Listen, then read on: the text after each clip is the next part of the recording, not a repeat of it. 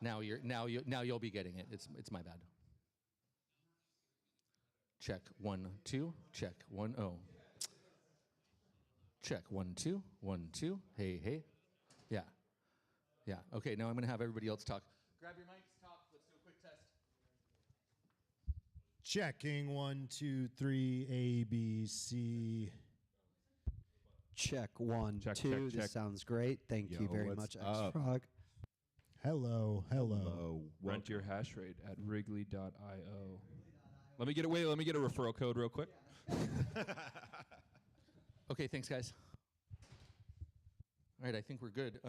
Now double check Restream and that you're getting all of these things there, and then we're 5 minutes out, so you might as well start the stream.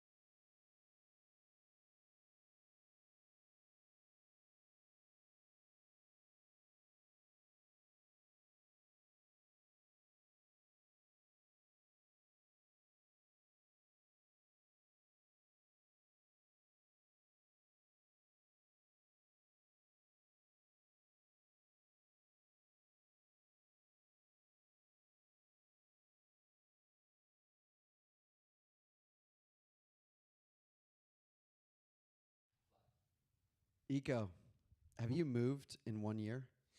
I've been sitting here the whole time waiting for that next block. Dedication. It's dedication. Dismantling the proprietary mining empire was never going to be easy. Someone came and changed your shirt for you. Yeah. I noticed there's a block number on there. They had to change my laundry a couple times. Hey, if dismantling the proprietary mining empire were easy, everyone would do it. That's fair. That's fair. And that's probably one of the reasons why Jihan and you have become close over the last couple months. Is that fair? Yeah, I think that's an understatement. Understood. Please do tell.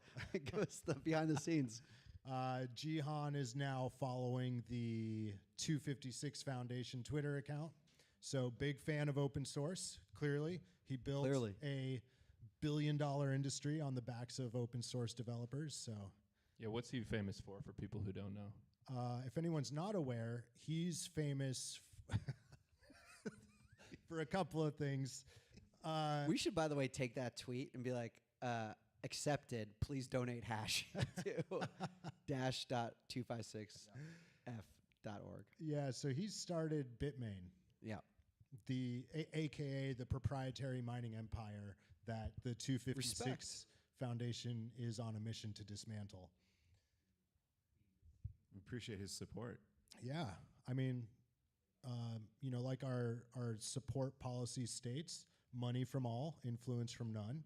So Jihan, if you want to support the 256 Foundation, even though we're kind of at odds philosophically, maybe, then hey, that's okay. You come around. All right. Yeah, no, 100%.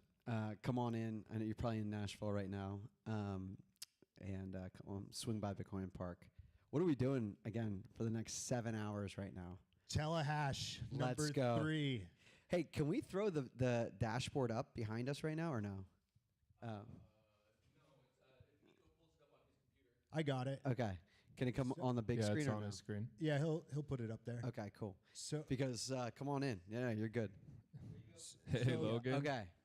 Right now, thanks to an amazing person, D++, she built this incredible dashboard, which you can follow at dash.256f.org. So does that mean we own that domain, by the way? Yep. And that was available? yeah, D bought it. She'll sell it to us for 1 million sats, Yeah. probably. Okay, well, there you go. We'll Now have to we're in barter a little bit of a later conundrum today. here. Yeah. Teamwork makes the dream work. There you You can go. just do things. It's decentralized, but owned by D++. Decentralized. No, I love it. So she was very kind. Last year, she was like, guys, this was awesome. And also, she was like part of like this from the start. Saw behind the scenes how all the, from the origin story to getting the hash rate to actually us hitting this block. And I can't really see this with the lights, but I see 256 Foundation hash dash. And we're going to have a number of things up here right now. We have 600. Just texting our moms over here. Jihan, I'm live. Seriously, come on. I was just gonna ask if the live stream's coming through on the. It's on YouTube. We're working on getting it live. Gotcha. Okay. Cool. Copy. So, so right now, let's just look at this because I want to see how much. Guys, 5 minutes ago, we may be close to 100 petahash. We're getting there. Yeah, we are. Real close. So, all right, let's just jump right into it. We are pointing hash rate to the 256 Foundation. It's a one-day telehash to support the 256 Foundation's mission to dismantle the proprietary Bitcoin mining empire. Assuming we hit a block, all 100% of the proceeds will go to support that mission. Yep.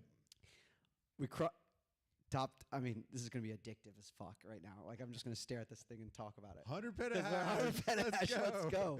This is a great start. It's a great start.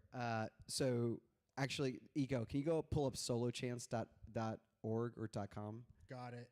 All right, for the record, D wanted to add this to the dashboard, and I was like, nah, don't tell me the odds. No, we need to know the odds in real time. That's Like- what I like advocate to not have. Oh, on really? the dashboard. Chance per day is 1 in 68. Okay, keep going because we're at 104. I think my friends that may be donating a significant amount of hash are waking up right now. All right. And it looks like this is we're getting a little bit of, oh, this is so cool. So last year, yeah, it's I gotta close this for a second. Last year, well, let's just talk about the origin story. Eco really was the brain behind this. We kind of came up with this radical idea of like a telehash where we would get hashers to point us hash, and then for us to solo mine a block, and 100% of those proceeds would go and support a made-up foundation that we had started because we wanted to dismantle the proprietary Bitcoin mining empire. Fast forward, we did actually go set up a 501c3 nonprofit. We've actually funded a number of projects now in the space. And we got to, for those folks that are tuning into the live stream, this is a more of a proof of work telehash, which I'm really excited about. We're actually going to showcase a lot of the work that we've done over the past year. Eco, do you want to maybe spend a few minutes just explaining all the projects that we were able to fund since the block that we hit, but also, and then I'll promise I'll pass it to you, I want to give a huge shout out to OpenSats.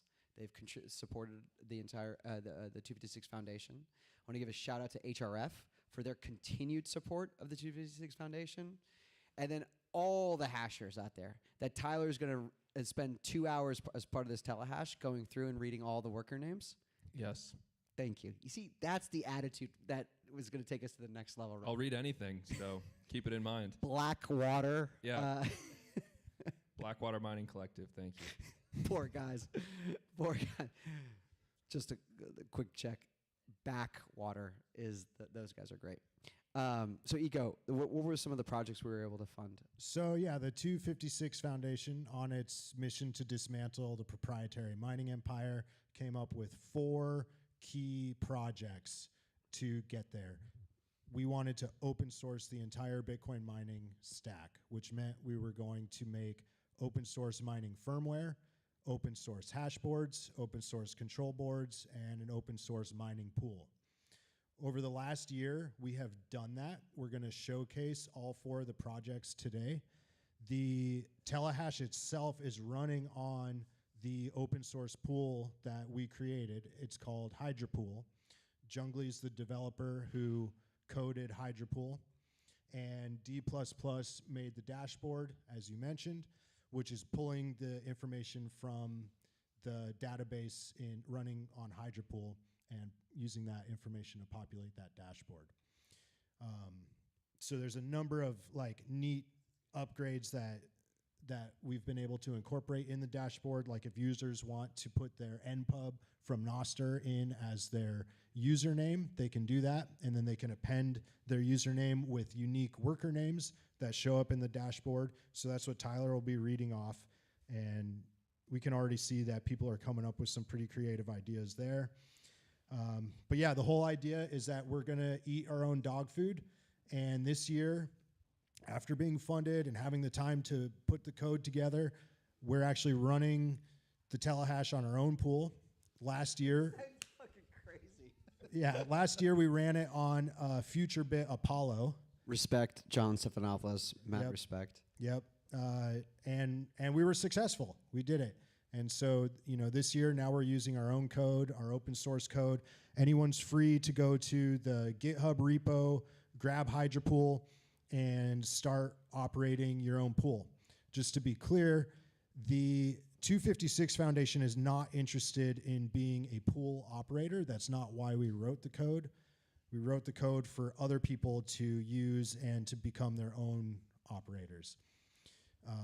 So it's out there. It's written in Rust. It's extensible. You can configure all sorts of parameters and tweak it any way that you want your unique pool to be controlled. And if you're a miner and you don't like how someone's running their pool, it's really easy to grab the Docker files and spin up your own instance of HydraPool, and then you can learn what it's like to be a pool operator. And yeah, so that's the goal with HydraPool, and it's out there and live. So since you gave that spiel, we're up to 125 petahash. Let's go. Whoa. So Tyler, you've been running HydraPool, right? At the whatever you guys got call it. The place. The place. The placeholder. The placeholder. Yeah. At the placeholder in Denver called The Space, we have been running HydraPool, courtesy of a good friend of ours, Jeff, who's way smarter than I am and has brought that online. And we are using it. We got some Mujina miners as well, which I'm sure you'll talk about and get into. So yeah, it's live now. Like, just do it. You can do it. You can just do things. It is unbelievable. Just like, by the way, how did you come up with those names? Hydropool is so dope. Mujina is super dope. Libraboard is super dope. Ember One is super dope. How'd you do it? Well, Harry came up with Ember One. Yeah, that's fair. Yeah. Yeah, wasn't that here last Yeah. year? Yeah. Great name. But you came up with the other three. Well, it was a group effort. We were, chatting and trying to figure out catchy names and like which domains we should buy, and we probably went through 200 different names across all the projects over a number of weeks, and we finally found a couple that just really resonated with us, and we stuck with them. The idea with Hydropool is that in an adversarial environment, imagine that an authoritative government is trying to prohibit Bitcoin miners from combining their hash rate into pools, or trying to dictate arbitrary rules on pool operators, like censoring transactions. The idea with Hydropool was to make it trivial for anyone to spin up a mining pool. And I think, we've done that with Hydropool, and it's going to continue to get better and more polished.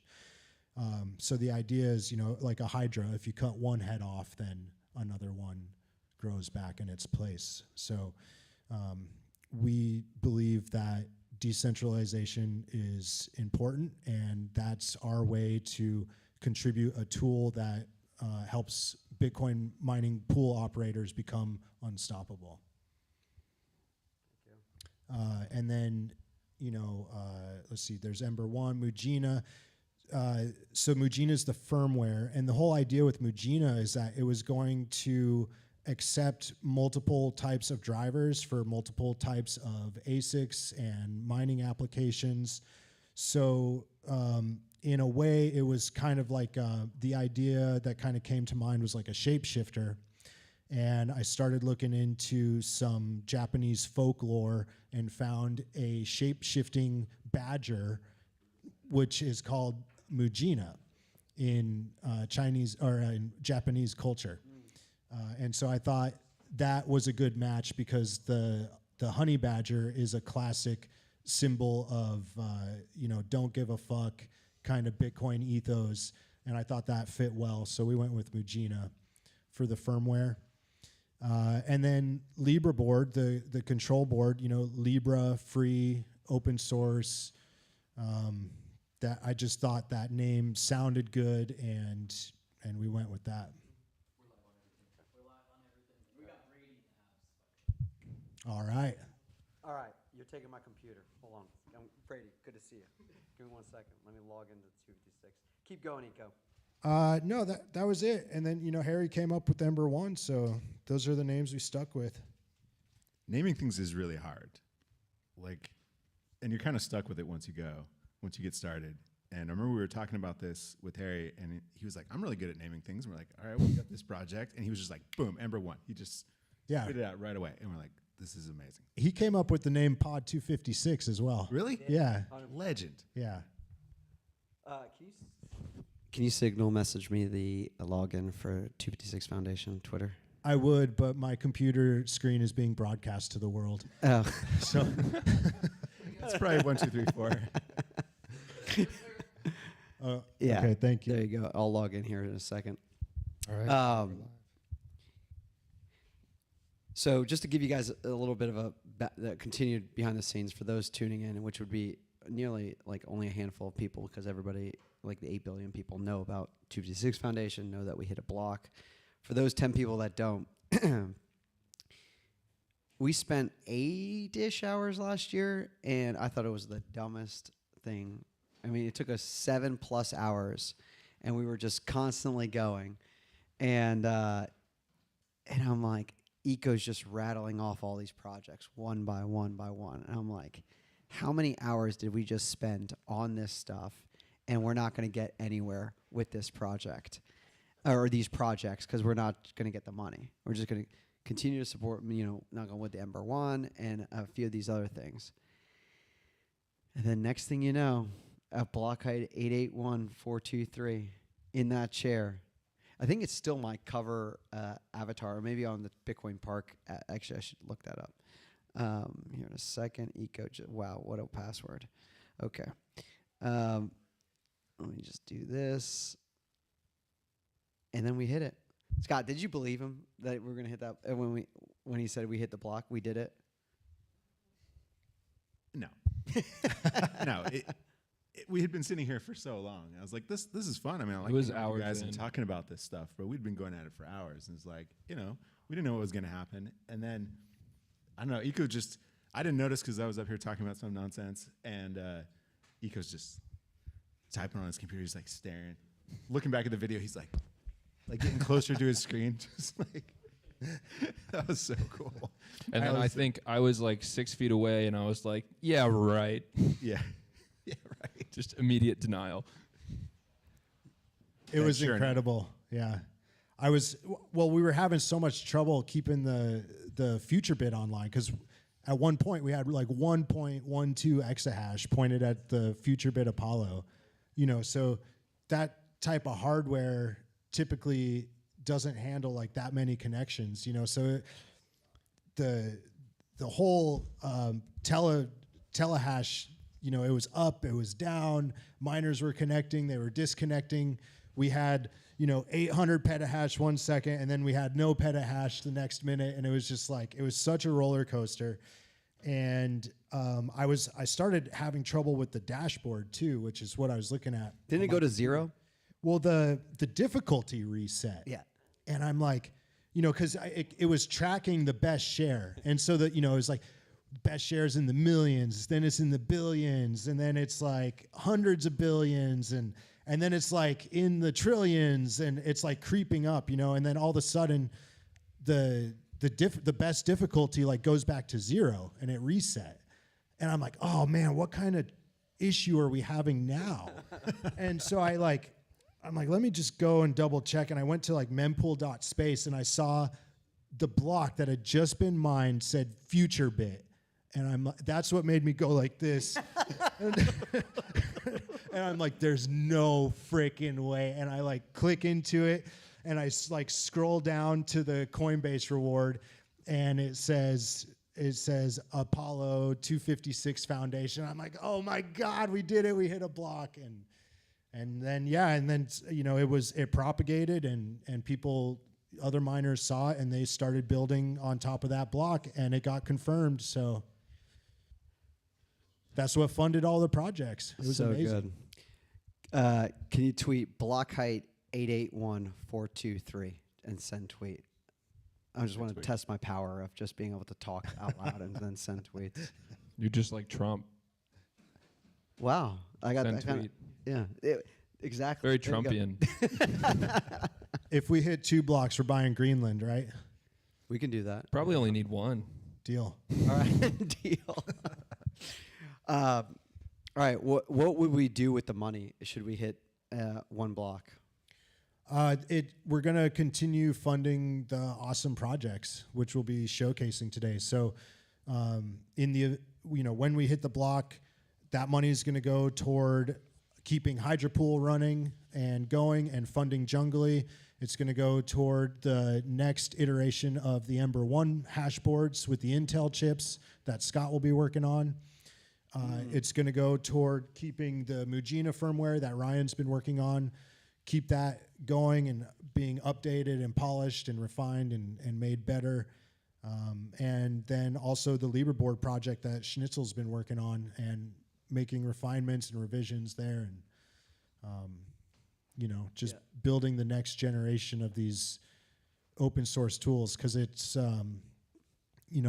they seem like toys at first and they get laughed off by a lot of people who look at the nominal hash rate or the cost per terahash of the, like the BitAxe devices. But I think what those people are missing is that, the BitAxe project had to reverse engineer. Scott and everyone who contributed through OSMU had to reverse engineer and unsolder ASIC chips from existing hash boards in Bitmain machines to get an open source platform that they could start building on. And so it was like the smallest microstep, just a single ASIC chip. Could we get a single ASIC chip working? And they did it. And a lot of people look at that and they look at the specs on it and they laugh it off. Like, dude, it's like, $100 per terahash. This is ridiculous. No one's going to buy it. But what they're missing is that that's just the first step in what's going to be several steps that eventually topple the proprietary mining empire and shift that balance back into the hands of all the individuals the way Bitcoin should be, in our opinion. No, 100%. Can we get an update real quick, Tyler? Yeah, it's funny. Right now, the best share is held by Megawatt, Again? No, stop. which they had the highest share at Thames also this past year. Really? And then their miner hit the block at Let's the first go, TeleHash. Megawatt. They are like, you want to talk about luck? Yeah. That is a lucky company right there. So 125 petahash. Megawatt has 56 of those petahash, with the highest share of 46 G. So right now, Billion? Gillion. what did you? You've contributed some hash rate too. You've purchased some, and you're pointing some to us right now, right? Yes, unaffiliated, but Wrigley.io. You can purchase hash rate for hilariously cheap amounts. I got a whole S19's worth, 120 terahash for $3. $3. Yeah, 3,000 sats. 3,000 sats. You can get approximately 100 terahash. 120 120 for 6 hours. for 6 hours and point it to us. Folks, do you have $3 in Bitcoin? Probably it's only Bitcoin. Or do they take credit card too? Just Bitcoin. Okay, because I was about to say max out your credit cards right now. That would require KYC. Okay, that's fair. So Bitcoin, you can point hash rate. So you go on Wrigley, RIGLY.io. Yes. $3, 120 terahash, and we probably need to hit a block today. We need 20 exahash Right. to be like in the firm zone. Yeah, Right. So Ocean Pool could just take all of the hash rate and point it at us. Luke. Luxor. Or Eco wants to you want to talk to Luke for a second and ask him to point us the hash. yeah, just DM him. Yeah, hook me up or unblock me, and then we can chat. That's why there's 4 of us. That's right. That's right. So if there's, Ocean has a 20 exahash right now. Around, yeah. Oh shit. Okay, good for them. 20 exahash, and then so some folks can just buy hash rate, and we should give Brains a shout out too, Yes. because you can go to the new Brains site. What's the Brains website? Is it like Hash Power or something? I should know. Hashpower.brains.com.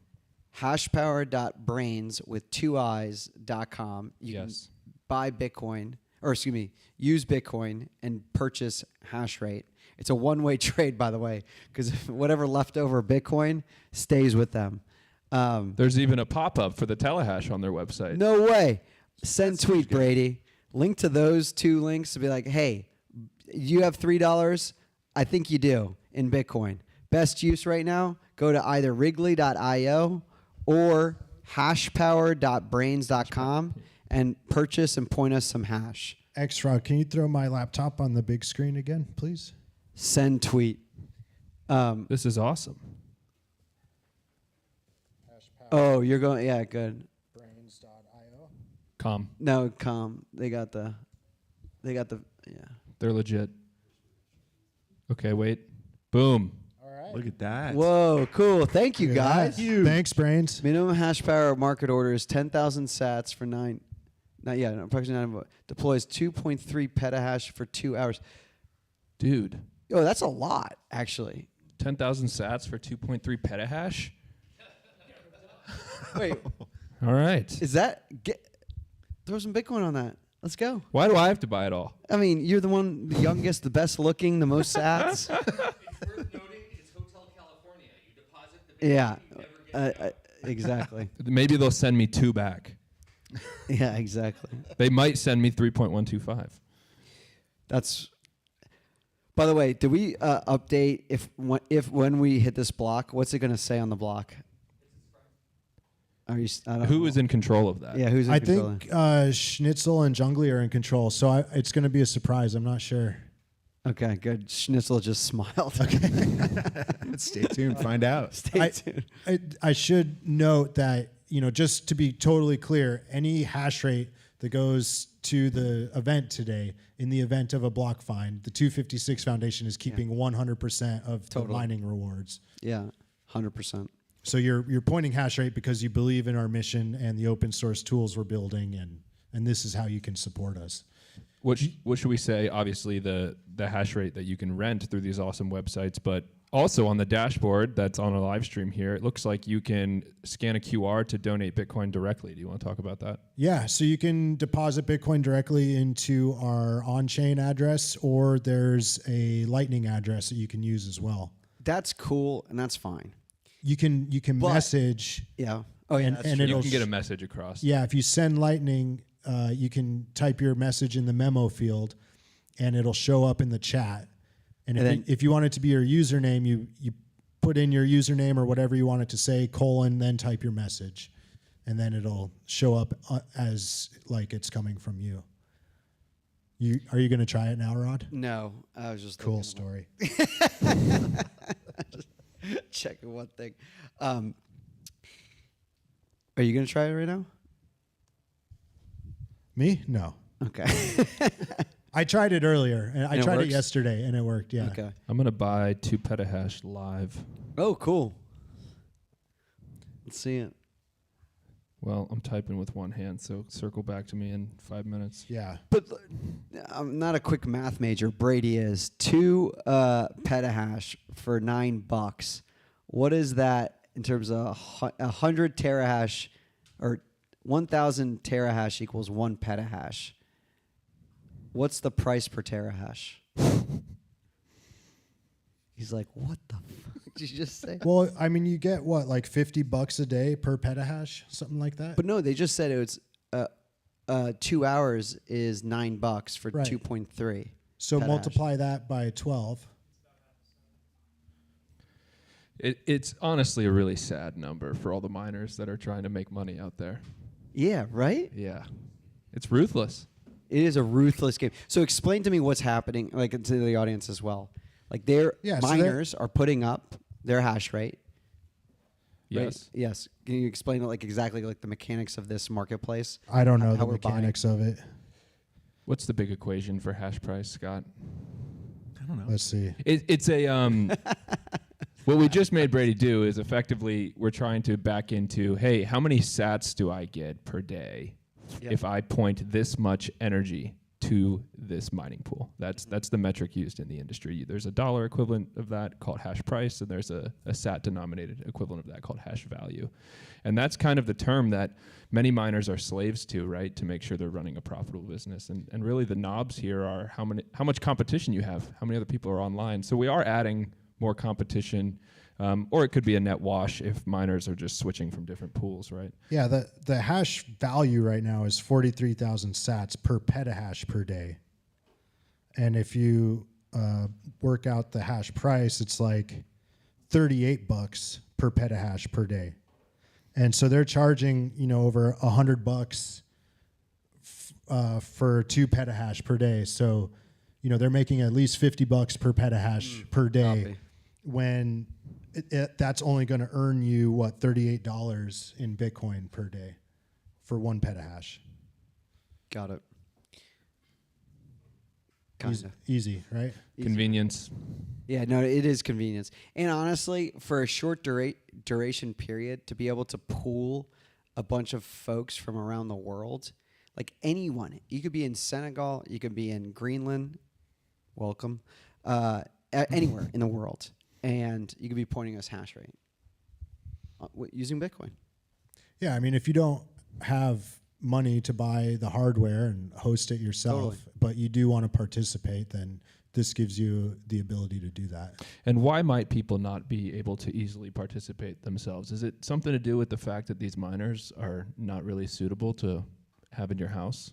I mean, that might have something to do with it. Yeah. It could be the skyrocketing divorce rates among Bitcoin miners due to the noise pollution and excessive heat in their homes.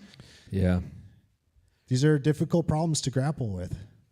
And I think it's part of the reason why BitAxe has been so popular, because it is a tool that will teach you all the basics about Bitcoin mining without exposing you to excessive heat and noise that comes with the industrial sized closed source proprietary machines like the What's miners and the Ant miners. There's just a huge barrier to entry, right? Before the BitAxe, right? You have to get a $5,000 machine that requires specific wiring in your house. It's super loud, super hot, and once you bought the $5,000 machine, that's just the beginning of your problem. So you got to upgrade all kinds of things. I think people fall into that trap maybe and don't realize the amount of infrastructure required to support a miner like that. And so I think a lot of people just shied away from it or never really went down the rabbit hole because of all that, cost and time and research it takes to set that up. So I think that's why the BitAxe has been so popular, despite the fact that you cannot make money mining with a BitAxe. Like, it's just not economical. You're not going to start a business running some BitAxes. But a handful have hit blocks. A handful, yes. Yes, a handful have hit blocks. That was definitely profitable for them. By the way, quick tangent. We have like 100 BitAxes running at the park. Andrew or Jack or somebody, can you go around and point those to our pool right now? Because I don't know where they're being pointed to. We should just point those. And yeah, so anyways, keep going. So yeah, I mean, I think it just shows that there's a lot of people who want to get into this, but it wasn't practical to do sort of before the low-cost home miners like the BitAxe, because we've seen tons of people doing it. People who first time in Bitcoin, long time in Bitcoin, they all just like trying it out, and some people dive in and keep going like way down the rabbit hole with this, which is exactly what we want and need to support the Bitcoin project and have mining be decentralized. SEC pool always gets me, by the way. You like that one? That's What does it stand for in there? I have no idea. What does SEC pool stand for? I don't know. No. There we go. Oh man. Sack pool. Well, when we do hit it, a block or two, at what point are we going to do the show and tell, you think, Eco? Like a little bit later on, or? Well, let me check the schedule. This is how pro we are now. We got we got a schedule. Yeah. Dylan's like, please 2 more minutes. Yeah, help me. So 1:30. It's just happy hour right now, and then we're gonna do a high level visitor on stage quick hit announcement ? Okay. So, right. What does that mean? You're gonna find out. Ooh. We're gonna find out. Did you think you were gonna devote? You're 100% in fully working on open source stuff. Did you ever think you were going to be 100% working on? No, definitely not. Definitely not. I just was like, this seems like fun. I'm going to screw around with it for a couple of years. And then people really started to dig it, and it seemed like a lot of potential. And thanks to OpenSats and HRF, have the opportunity to do it. And I'm absolutely loving it. But yeah, I never would have guessed. Because you had like a regular fiat job as well. Yeah, right? definitely. But then, I was sort of spending not as much time on the fiat job as I should when I was working on the BitAxe, and kind of, don't tell my boss, but, spending quite a bit of time on the BitAxe. It's really fun, really exciting. And a lot of excited contributors were coming up and wanted to work on it. So I'm very happy to be focusing all my time on this stuff. And that's what I think can be possible with these other 4 projects as well. It's my hope that we have each of these leads right now that are putting a lot of their time working on Magina, Leaderboard, Hydropool, and Number One, such that it creates this groundswell from the community, and we get a boatload of other contributors. So we were just in Austin this past weekend for this AI Hack for Freedom, and it was just awesome. Go subscribe to the HRF newsletter, or if you're able to go look at their past blog, that's a whole detailed list of the 8 activists that participated, the winning teams, and then the 24 plus developers that contributed their time over the weekend. I think there's something with a hackathon with these projects that we could do here at the park, where we get dedicated time, where we have each of the leads here. I'm thinking like with Schnitzel and team are in like this building. You guys are here in Number One. Ryan and Magina are in this area, and they're just like, all right, here's what we need to solve. we got 24 hours. Let's solve it. There's not enough like mining developer focused events. It's obviously a big industry. There's lots of people out there interested in this, that are technically capable, that want to be technically capable. That people are pouring in from all over the place who are interested in doing this. I think we could put together a fantastic hackathon event surrounding open source miner development. And this is really the first time developers and engineers have had tools at their fingertips to do open source Bitcoin mining development, you know? Yeah, and get all the people sort of like out of the woodwork who specialize in this stuff. Because Right. you know, there's lots of miners out there. People are working on this. People know how they work, but they're not talking yet, right? So get everyone out and like let's fucking go. Yeah, and it's the timing's interesting too. Like we're pushing and have been for, you know, what, a year and a half, 2 years now with the 256 Foundation trying to push open source Bitcoin mining to, you know, to make it to meme it into reality. And at the same time now, like we talked about on Pod 256 last week, What's Miner is stepping out of the Bitcoin mining game Allegedly. altogether, shutting their doors. They are trembling in fear at the open source revolution that is coming to tear their gates down. Bitmain, probably not far behind them. BitDeer, Yeah, Jihan's in your DMs. yeah, Jihan is following the 256 Foundation on Twitter. So the tides are shifting. Bitmain just canceled all the S23 air-cooled orders. That's right. That's their like flagship miner. Yeah. So what do you think that does signal, by the way? Like truly. My guess is that they don't have the number of chips that they need to support all the models they're proposing, so they just like sorted by number of pre-orders that they got, and then when they're out of chips, they just sort of rug the rest of the pre-orders, I guess, on the lower models. That's my guess.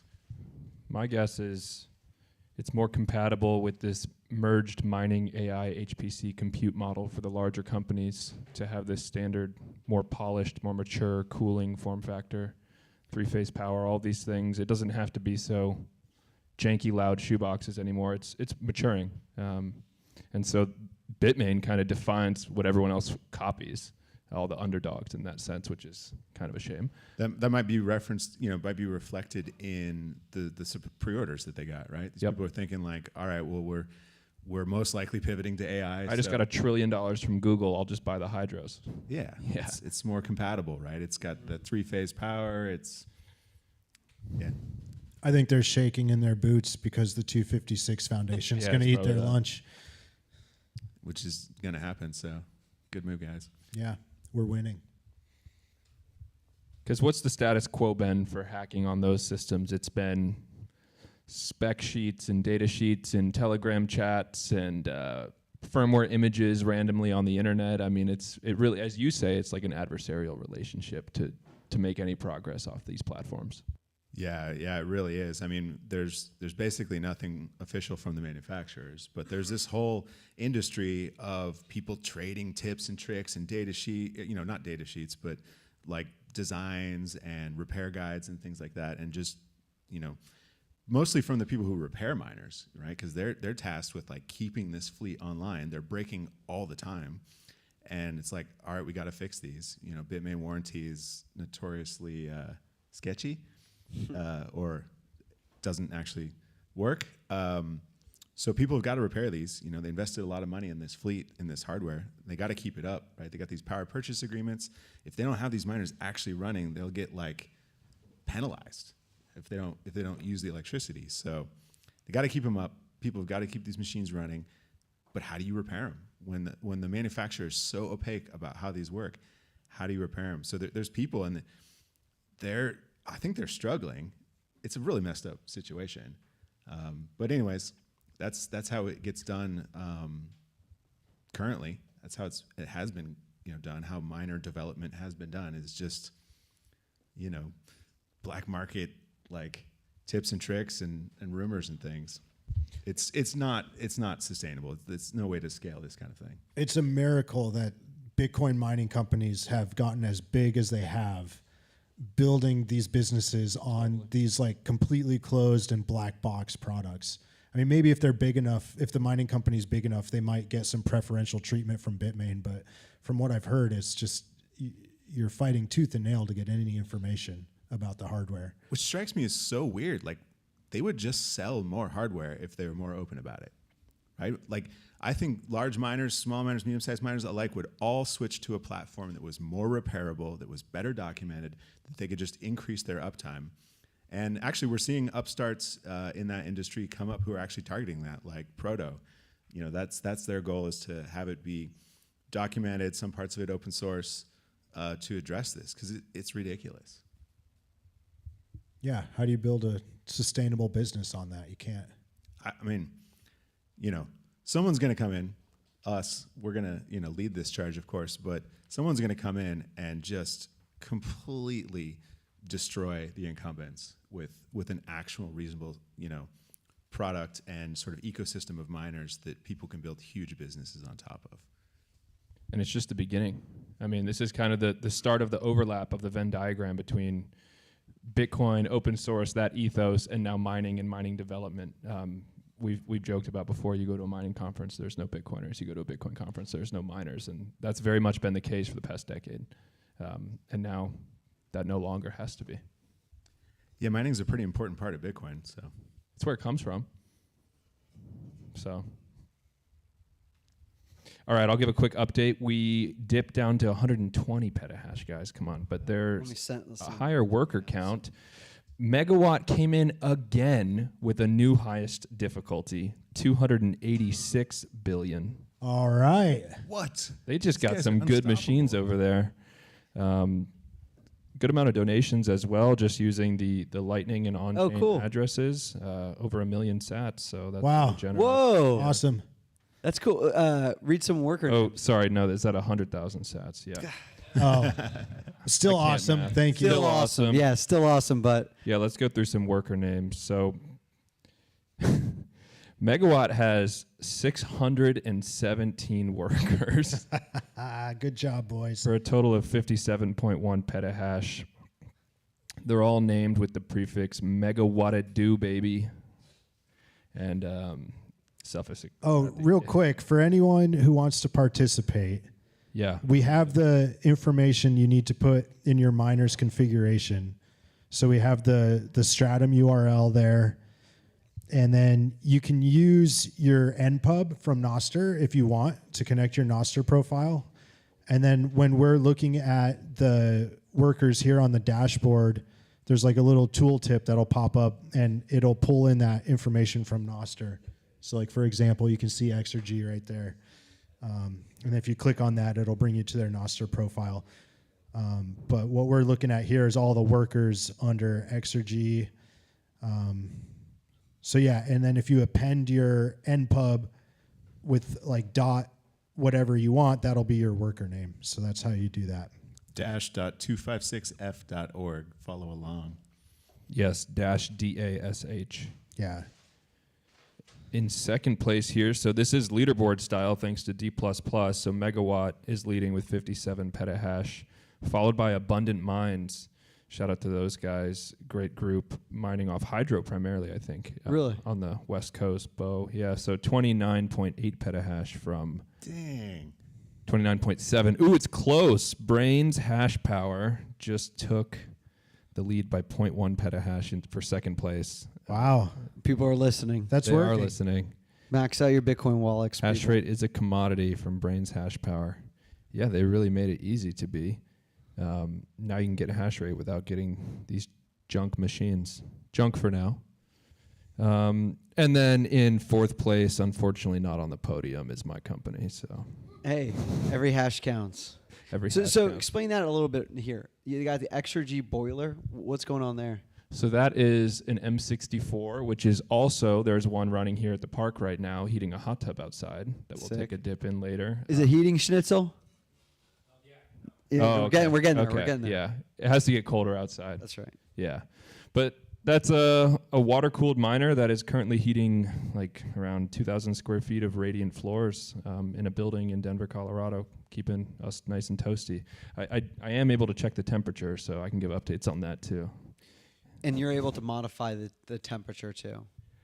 Well, the higher hash rate we support and donate, the more we're gonna smoke out and cook the people in our office Cook back 'em. home. Cook 'em. Yeah. Cook them. 73 degrees, thermostat set to 80. Let's go.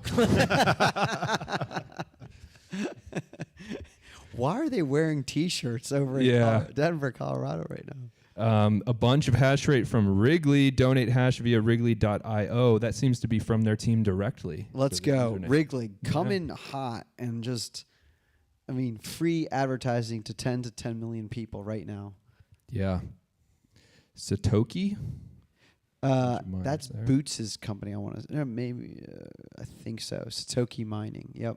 Right, because this is a great way to group the way it's structured with username and worker. You can really support as teams with the Yeah, that's username cool. and then have different worker names underneath cool. or companies. Yeah, isn't there some meetup organizers competing for? There are. We got to give them shout out. Backwater Let's see. Collective. I learned what Blackwater was. There it is, Backwater Backwater, all Mining Co. caps. Yeah. And then I want to say another meetup is maybe Reed. Where is he? Oh, there's Sat Stacking Pleb, Western Mass. Nice. Montana Roofing Solutions. Oh, nice. Oh, Stoic Energy's on Okay, there. We know that Let's guy. go. Yep. Your CFO wants to mine Bitcoin. He just doesn't know it yet. Yeah, there you go. Shout out to our friend who runs Stoic. Oh, there's Ryan with the hot tub. Thank you, Ryan. Kiln. Borst. Borst. Let's go. Great. Thank you. Tuvalu. Oh, there's Woodminer. Didn't I see him in here? He is There in he is. here. Let's go. Thank you, sir. Amazing. That story is still one Drying of the some wood. best. That was last year, right? Yeah, it started last year. Yeah, we got Tuvalu. I get all the years like jumbled together with Bitcoin Park stuff. I'm like, oh, that was last week. Yeah, that was last. No, Rod, that was 4 years ago. Satoshi Pacioli Accounting. Stop. They got 14 terahash. That's 14 tera. Dude, they're probably mining here in the park Yeah. using my electricity. awesome. That's we- true. We got the No Agenda show. Is that a joke about us? No, yeah. Yeah, is that a joke about us? No, Adam Curry's No Agenda What? podcast. It says No Agenda show. I don't know if it's really him, but Yeah, that'd be cool. Man, the block hitter. I think I know who that is. Slim. I wonder if that's Texas Slim. Says mining. I think it's you, Scott. Well, the funny Pizzandy, part is okay. you could totally just dox, not dox. You could just use other people's NPubs and then make worker names, whatever message you want, and you can associate Can we do messages this with for other Odell? people's NPubs. Yeah. Yeah. People need to do this. Point more hash rate. Squat on someone else's NPub. It's all good. Yep. Take it either way. This can get addictive real fast. All right, so let's do one more recap. Where are we at top level stats right now? Okay. 135 petahash. Okay, good. So peer pressure works. Um, And the highest difficulty. Oh man, my screen time limit on YouTube. I gotta go back. Megawatt still holds the highest share difficulty. So okay. We're on standby for another couple hundred petahash. 769 workers. Looking great. So yeah, how about this? Explain the difference between the active users and active workers. The users will be the username, so the NPub or the Bitcoin address, and the workers are your worker name. Subscribe to that. So that's where you can have username be a company, an organization, a meetup, and then worker name can be different units. So the different miners machines. themselves, the machines. Yep. So we have Canola oil set- water heater. That's a worker name, and I know who it's from. Rev Hodl. That's a username. Legend. So we have 771 machines being pointed to our pool right now. Correct. 43 teams or groups. Yeah. Yeah. So 43 unique teams or groups ish. Mm-hmm. It's pretty dope. Yeah, it's amazing. I wonder. I mean, I know we had one big time donator last time, but like, what was our breakdown?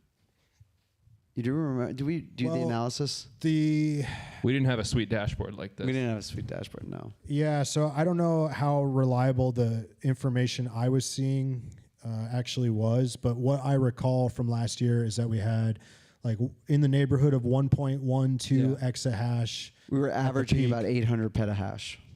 Yeah, I think at the time we hit the block, right. we had about 800 petahash. And remember, like the server kept like going up and down and resetting, and so the hash rate was online, it was offline, it was all over the place. So definitely a roller coaster ride. If I recall correctly, there was some like 300 to 800 unique workers. Okay. So I think what was happening was that a lot of those were proxy connections, where they were just establishing one connection to the Apollo. But behind that connection at their mining site, there were like up to thousands of machines. Copy. So, and I think at the Austin TeleHash on Cinco de Mayo, Jungly said we had like 2,000 or 2,500 unique workers. Wow. If I recall correctly. Honestly, I feel like this is, knock on wood, will be something. Like we're gonna do the TeleHash number 4 in Austin in May, and then continue building up this momentum because I want to track how many workers and how many active users we have over time, and this should just be something. And honestly, Wrigley, we need call me. I'm gonna call you guys. We gotta figure out a deal. Brains, we gotta figure out a deal here where we get like a min. Like I mean, this is just great. We would do this no matter what, but it would be cool to figure out a partnership leading up to a TeleHash. Maybe people should just keep it pointed here until Thames. They should. That's a good idea. Yeah. Until we hit a block. Right. Like, Eco's not moving. You shouldn't move your hash rate until we hit a block. Like he's got his lovely wife, lovely kids. Wife and kids want to see Eco, but he can't move until we hit a block. Will we bring them here? Well, no. They can't come here Oh, until okay. the deal is we hit a block, then Eco can go see his family. You can't just unilaterally decide to expel me from my own family. We gotta bring this chair to Austin. That's right. That's not a bad. I mean, With the him chairs in are a little clunky, but that would be hilarious. If anyone's driving back or down to Austin, we'll throw the chair in. Yep. It With beats, Eco strapped to it. Yeah, with Eco strapped to it. beats an airplane. Chance per day, 1 in 51 days at 133 petahash. So, or 1 in 51. 1 in days. 51 days. Yeah. Okay, so you're saying there's still a chance. So Yes. if we get up to 1,000, right? Like so 1x. Well, we're gonna get up to 350. I want to say. So, what's 350 Eco at the 350 petahash? 350 petahash? Yeah. Let's see. 19 days on average. 1 out of 20 days. Till 1 out of 7-ish days. Well, yeah, it was 1 out of 7, right, for the 800 or exahash. I don't recall. Something Yeah, it like was that. something like that. Yeah. Yeah, the total network hash rate was what back then too? Less than a zettahash, Yeah. for sure. It's all right. It's all right. Every block is solved by a single hash, so That's right. it only takes one. Send tweet. Every block is solved by a single hash. Yes, D++. Double hash. It is double hash. Double hash corrected by D++. So It's kind of like 2.5, really, because you have to Poor Brady. He's like, wait, what do you jump at the 2. Yeah, you got to do a bunch of hashes for the whole Merkle tree every time you want it. Yeah. The pool does some of those. They send you all the branches, right? Explain mining. Let's go. Yeah. Explain the Merkle tree. It's like a tree of hashes of all the transactions in there. You take all these transactions, you get to condense them down to a single hash, and so you can't change any of the transactions. It's included in the block header, which is what your chips are actually hashing. Double hashing. 2.5 times hashing, right? You got a 'Cause the heckler in first the room. hash, the input is over, 512 bits. So you need to do a mid state. You need to hash the first chunk of the input, and then you need to extend it with a second hash, and then you need to take that hash and hash it again. But when we're talking hashes up here, right, your hash rate, we're talking the whole SHA-256D, SHA-256 double. Wrapped hash. So if you want to think about how many hashes your machine is actually doing, you could multiply this times 2.5. Wow. 2. So It's a lot. year, It's a lot. last year there was about 728 exahash online. This year we're looking at just about 1 zettahash. Damn. So you're saying there's really like 2.5 zettahashes happening Yeah. per second. Yeah. That's an absurdly large number. This is like way more atoms than are in the observable universe. It's an unfathomably large number per second. I like our odds. I got some people chatting asking how they can get involved in the chat, the live chat. Our chat of truth is the chat bit embedded into the dashboard, yes? Yeah. On the live stream. So zapping a sat to the lightning address with a comment will get you on there. Right? You want to read some Yeah. of the comments? Yeah, what's going Yeah. on? Anything good? They're all Annans right now. So how do they change that? Can they say their name before the colon? Do we know? Yeah, just put in whatever you want to be your name, colon, and then type your message, Okay. right? Isn't that? Yeah, it's just a note attached to your lightning payment. Yeah, in the memo field. Yeah. So just whatever your rad name is, colon, whatever your Gotcha. message is. So all these messages thus far must not have had the name colon comma message. So we've got all Annans right here saying donate to the 256 Foundation, donate sats using wrigley.io, hit that block, LFG, donate hash using wrigley.io again. Donate, let's go, boss is on the way, and donate. So people are hyped up. That's awesome.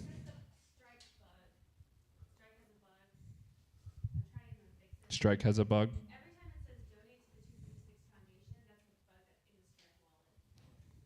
Oh, Ah. interesting. So that's a default message.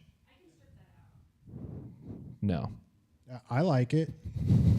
Good. It's a good message. It's a good Get message. behind that. Yeah. Yeah, Yeah, great message. yeah. I Confetti? endorse that message. I saw confetti. What was the confetti for? Ooh. It was for a donation. Okay. Oh shit! It says beep boop. Beep boop 69 sats. Because D++ was, because she's an amazing engineer. She's like, I need to test out the dashboard when we hit a block. So don't get too excited, everybody, because we're in the other room, because it's being live streamed in the other room. And I was like, all right, I assumed it was going to be confetti. When you said that, Don't spoil the surprise. I know. Well, I don't even know what the. So we don't know what happens when we hit a block. I didn't see it, so I don't know. I didn't see it either. I But didn't there either. is something that happens on the dashboard, D, or no? There are things There are that things happen. that Okay. Okay. All right, something. Looking will forward to happen. it. Yeah. Yeah, incredible dashboard. Yeah, the ability to donate sats is so freaking cool. These people could be from anywhere in the world. I still, it blows my mind that anyone right now, hopefully you're awake and you have some Bitcoin, you can donate to the 256 Foundation and support the mission. And also Tyler will read your worker name. That's Yeah. true. I mean that's good timing. We're at the top of the hour, so let's just recap. If you're tuning in, welcome to the 256 Foundation TeleHash. This is our opportunity to do a fundraiser using Bitcoin mining hash rate to try and solo mine a block. We're using the open source Hydropool software that we developed at the 256 Foundation to run this TeleHash today. So if you believe in open source Bitcoin mining solutions, point your miners to the URL provided at dash.256f.org. And we've got all the information there where to configure your miners to. It's there, and then you can use whatever you want for your username and worker name. That information will show up on the dashboard here, and we'll be reading off names from miners throughout the day. And also on the live stream, if you have the highest difficulty, that shows up there. you get highlighted for having the highest difficulty, and you would also get highlighted for having the highest hash rate or the most hash rate. You can contribute using the on-chain Bitcoin address. There's a QR code for that. You can contribute using the Lightning address. There's a QR code for that. So today is the day that we're doing our fundraiser, and we're trying to get all the hash rate we can to mine a block while we're doing the live stream like we did last year. And all of that money will go towards supporting the open source projects that we're going to be showcasing today. Tangent. Brady, great tweet. It made me chuckle. He just said, good initiative, by the way. He just at Sailor. He said, send some orange, Lightning address here, donate, whatever it was. What is the address right now? Yeah, donate at 256f.org. You know, honestly, you have carte blanche. Feel free to at anyone. Anyone comes up, please do. Yes, great call. This kid, management material right there. Let's go. Awesome. You think we can get all of the Bitmain miners that are running in their break-in period before they're sold? That would be awesome. Yeah. All those S23 air cooleds that they just have like Yep. down in the storeroom, just like point them all over. Why And not? the break-in period is exactly how long it takes to make the money back on the cost to make the product. That is Potentially. actually freaking It's testing. a great hustle. It is. Think about it. What can you do that with on Earth? Oh, we make money premise. You pay, give me your money. 3 or 4 months, I give you product. By the way, though, right before it, let me just test it out to make sure it works for 2-3 weeks, whatever, and I just made all my money back. I mean, that's another sort of conspiracy theory as to why they're not shipping the S23, right? Is they're just like It's so good. dang profitable that like, now we'll be running these. They're going to announce bringing it back in 6 months. Yeah. only slightly, pre-owned miners available. That's too funny. Yeah, some more zaps are coming in now, so people are figuring that out. Shout out to Dylan, one sat zap maxi.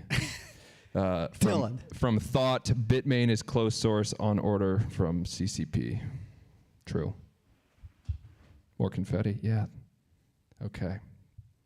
Is there a difference in terms of celebrations, in terms of donated value? So if you donate 1 sat, you get a little bit of confetti. Let's You try this out, right? Let's just get all the someone values. donate 1 Bitcoin. I heard something Yeah. really big happens. Yeah, let's see. Let's just I also just want to point out real quick, since we're at the top of the hour, the Samurai Wallet developers are in prison. We've been trying to get them out. So there's a petition that you can sign and donation links to support their families at billandkeone.org. So make sure you're going there at some point today and helping to get these open source developers out of prison. Could be any one of us next. 100%. That's scary as fuck, by the way. How many signatures on the petition? It's a good question. Let's take a look. So if we go to billandkeone.org, click on the petition link. Right now, we got to hit 15K. I mean, yeah, these are the numbers that really count, beyond everything else that we're doing with the 256 Foundation and the fundraiser. What really matters is getting these open source developers out of prison. The United States cannot be the crypto capital of the world while developers are sitting in prison. Those ideas are mutually exclusive. So, we're at 14,671 signatures on the petition right now. The ultimate goal is 100,000 signatures. We're trying to get to that 15,000 milestone. It's been a pretty hard push the last couple weeks.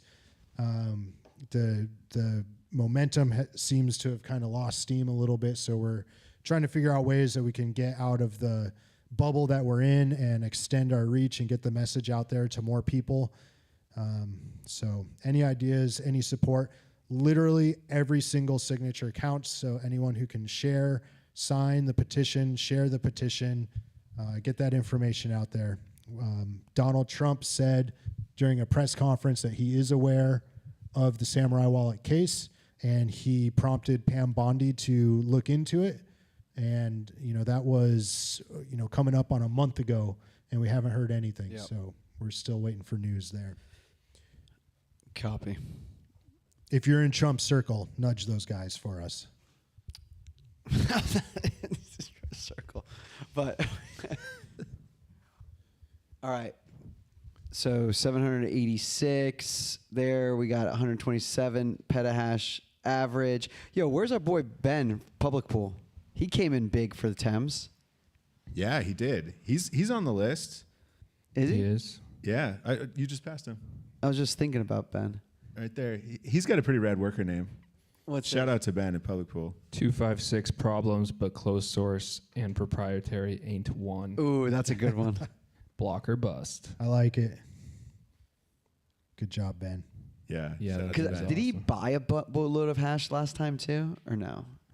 I'm not really sure what he was doing. He's got a lot of Might- miners because he's the king disassembler, right? Yeah, he goes through a lot of miners. I mean, this is the sad state of affairs for getting Bitmain chips is you have to, the most economical way is to take them out, like buy brand new miners. Don't even plug them in, just take them apart and unsolder all the chips and then deal with all the e-waste after that. So yeah, I know he goes through a lot of machines. I'm sure they're all in various states of disassembly, but he's up there in the land of cold weather, so he's got to keep himself warm. I think in the last TeleHash, he was pointing something like 120 petahash. He was pretty much matching everything we had That would be cool. coming in from everybody else. That would be So, cool, Ben. Yeah. If Dang. possible. How do you get that much hash rate? That's a lot. Well, $3 gets right, you right. 120 terahash.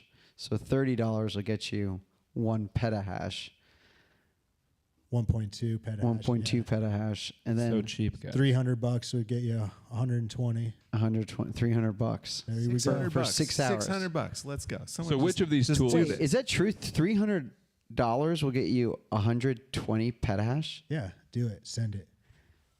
Here we Let's go. see what we got here. Rod's pulling out his credit card. Well, that's what I was going to Max. say is which of these tools lets you use Yeah. credit cards? they know better. Maxed out credit card. Hey, I got my credit card hacked. Some weird hashing company? All right, so for this hour, I think we want to focus on the Ember One. Ooh, let's do it. Should we Ooh, the Ember transition One. to Yes. talking about Ember One? What it is, how it is. Do we want to have one to show? Do you want me to run back there and grab one? Yeah, sure. Yeah. Okay, I'll be That'd right be back. sick. You guys don't go anywhere. Cover for me. Meanwhile, I'll shout out No, some of you our. keep getting Oh, out I of his just saw the seat. confetti. That was cool on the live stream. Yeah. That was pretty cool. A petahash is here, mining to worker named Wild Sats from our friends at Saz Mining. Thank you guys. These are truly wild sats. Who else do we see? Rev Hoddle got him. Wrigley. Josh is one of my heat punk buddies. Hydronic Heater. He's got one of these rad S19 Loki builds that's literally heating up his garden hose. Heating up his garden hose? Yeah. Wait, what? It's pink. It's crazy. I can't really describe it. We'll see it in the flesh next month. Shop heater, dehydrator. Look at all these fun projects. I saw a radon mitigation miner. Yeah, I mean, we focus a lot on the people donating us lots of hash rate, but there's some just absolute legends here that are pointing over everything they've got, and this is from cool projects, right? Like, Yeah. This isn't where you just buy a machine and plug it in. Like this is all good stuff. Like our friend Pizzandi, not mining 3D printers are wasteful. So he's got a 3D printer where the hash board is ASIC chips. And that's like the bed heater for the 3D printer. You need to right? keep it warm to keep keep it the warm. print sticking. That's a genius idea. Okay, here we go. Eco's back. Ooh. Wow. Yeah. Here we go. So this is the Ember One. This is V5. Eco, you may want to put it down just because of that. Here. Here, do you want to do it? Smile.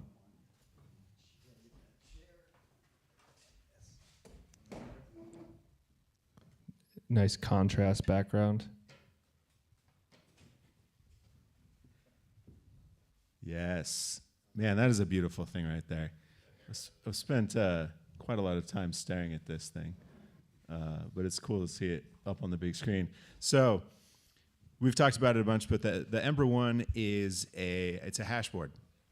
You know, for those of you who don't know, your big industrial miners, your ANT miners, What's miners, or whatever, they are usually like 3-4 hash boards, and those hash boards will have, you know, somewhere from 50 to 100 ASIC chips on it. So a hash board is just a spot to stick a bunch of the mining chips, and the Ember One is a smaller one. Those hash boards in ANT miners will be like on the order of 1,000 watts. This one is 100 watts. But this one uses that's the chip in the S19J Pro. And, you know, like I was talking about before, like you can't really just get the specs for these chips. So this is all reverse engineered. Lots of thanks to the OSMU community for helping out with that. I've done a lot of work on it. And from the kind of learnings on developing bit axes, I was able to put this together. But it's not like a complete miner like the bit axe, right? You don't just plug this in and start mining with it. The idea is that this is a hash board, and so it's a part of a modular system. Like if you wanted to build a miner with just one of these, you could. You know, you can attach a control board, you can attach cooling. You could also make a system with 10 of these. So it's a modular thing. It's also kind of a reference design. That was the idea. Is, you know, like we were talking about with HydroPool. It's something that you can take and run with and build what you want to build. So you could build Ember Ones as they are and run them. That's we're going to see that later. But you know, all the schematics, the designs, the firmware for it are open source. So you can take this and you can modify it and build what you want. You know, Tyler and I have been talking about all kinds of cool ideas with water heaters, heat reuse tests, but you know, you can imagine wanting to have this in a different form factor so that it can easily attach to a space heater or a water heater, and that's really what we're shooting for. Like this is a reference design, meaning you can build on it, and that's what we're trying to inspire is people to build on this stuff and to make things and to try things out. So we've tried to document the interface to the BM1362 chip as much as possible, as much as we know. So that's all out there. And then, of course, there's some other components like a high current voltage regulator on here so you can power the chips. Another cool thing about this design is that if you're familiar with Bitmain hash boards, or I guess any industrial miner hash boards, is they use these big ribbon cables to connect, and you know your control board is set up so that it only supports 3. You know, it only has connectors for 3 hash boards. Well, this design connects over USB, and you could plug this right into your laptop's USB port. You could plug it into a USB hub with a dozen USB ports and run a dozen Ember Ones on it. You could make a custom control board like the Libre board is, and create your own system that's dialed in for your own application. We'll talk about the Libre board more, but that's a project out of the 256 Foundation, a control board that's well suited to controlling Ember One boards. And yeah, so this is V5, been working on it for over a year, and this is the 5th revision. Pretty cool thing here is that, well, I don't know, you want to talk about this? Eco, you putting them together? Yeah, we can talk about that. Yeah, so, you know, it's a complicated board, right? Like, I don't want to give anyone any false hope that this is really easy to assemble, but it's not impossible. Like, it can be done, and we need people to sort of streamline the assembly of these, and that's actually what Eco has been doing. He's got a setup to automate the assembly of these boards, and he made several prototypes. I think probably like 5. 5, yeah. 5 of these prototypes. This one right here, and oh, dude, thank you. a couple more that we'll see over in Ryan's setup. Oh my gosh, you're amazing. Thank you. Cheers. Thanks. You don't have to, but thank you. Yeah. So yeah, why don't you talk about like the what you set up to build these? Because I mean that's an essential thing. I guess real quickly, when I started the BitAxe project, I initially published the designs, and it's like, all right, let's go. You know, revolution began, and people were like, where do I buy it? Right. It's like, well, you don't buy it, you just build it, and it wasn't having quite the effect that I had hoped. So you know, it's really important. I'm super thankful for people who step up and build these, and it's really important to build them, you know, to get them out there as reference designs you can start playing with right away. Because not everyone wants to play with the hardware. Maybe they want to work on the firmware side of it. Maybe they want to work on the control board side of it. So talk about building these things. Tangent quick. Okay. Frog told me that he got an email from Wrigley that they're currently throttled. They don't have any more miners to point. So yeah, Got it all. Literally trying to buy the hash. Wrigley's tapped out. Yeah, Yeah. They took 1,000 sats from me. They'll apply it after the telehash is over. So. No, it's in a couple hours. Oh, in a couple hours. Okay. All right. Okay. As other contracts phase out, yeah. That's Copy. amazing. Shout out to Wrigley. We were just creating this massive demand here. This Appreciate is all like the when there's support. like a World Cup going on and they drink all the beer at the pubs in the entire town. But yeah, back to you, Iko. Yeah, so building hardware, I know absolutely nothing about that industry, but I knew that we wanted to see the hardware projects of the 256 Foundation become real. So, you know, Rod and I decided to step up to that challenge ourselves. We bought a pick and place machine out of our own pocket, and we bought a reflow oven, and we started learning how to build hardware. And the Ember One was one of the first projects that I've had roll off of that pick and place machine. For anyone who doesn't know, a pick and place machine is a device that takes all the little components that are on the circuit board, and it will automatically, or programmatically, I should say, pick up those pieces and place them on the circuit board exactly where they need to go. And then you bake it in an oven to fuse the components to the board with the solder. And hopefully your design works by the end of that process, because it's extremely tedious and difficult to do the programming and the setup. But I do feel like I'm getting a little bit better at it as we do more of these prototypes. I, previous to that, I would assemble these by hand, right? I would just get my little magnifying headset on and tweezers and place it. And it would easily take me, 8 hours to get one. And that doesn't scale. So it's 8 hours, per each. Yeah. So this is, having you do it, it's Well, a huge benefit. Yeah. Does it take you 80 hours or? No, not quite, but not far off either. The way I'm doing it is, because I'm just prototyping these, I only bought enough components to make the 5 boards that I wanted, which was my first mistake. What I should have done is just bought hundreds or even thousands of these little resistors so that I could have them on a reel. The machine that I have is meant to be fed these reels of components and just automatically cycle through them all as it needs them. The way I'm doing it is I'm taking really short pieces of the tape that's on the reels that has exactly the number of components that I need for 5 boards, and I'm physically placing those in the pickup bed of the machine and then programming it to pick up the component from there and place it on the board where it belongs. So it took me about 3 days, 2.5 to 3 days to program the machine. And then once I hit go on the software, I was running it at 40% of its speed. And at that rate, it took, maybe 40 to 60 minutes to run through one board. No, probably less than that. Probably around 30 minutes to do one board. And then you bake it in the oven, which, takes 5 to 10 minutes. And then you get a board out at the end, and hopefully it works. And these are really small parts, right? Think less than 2 square millimeters area on some of the parts. It's absolutely tiny.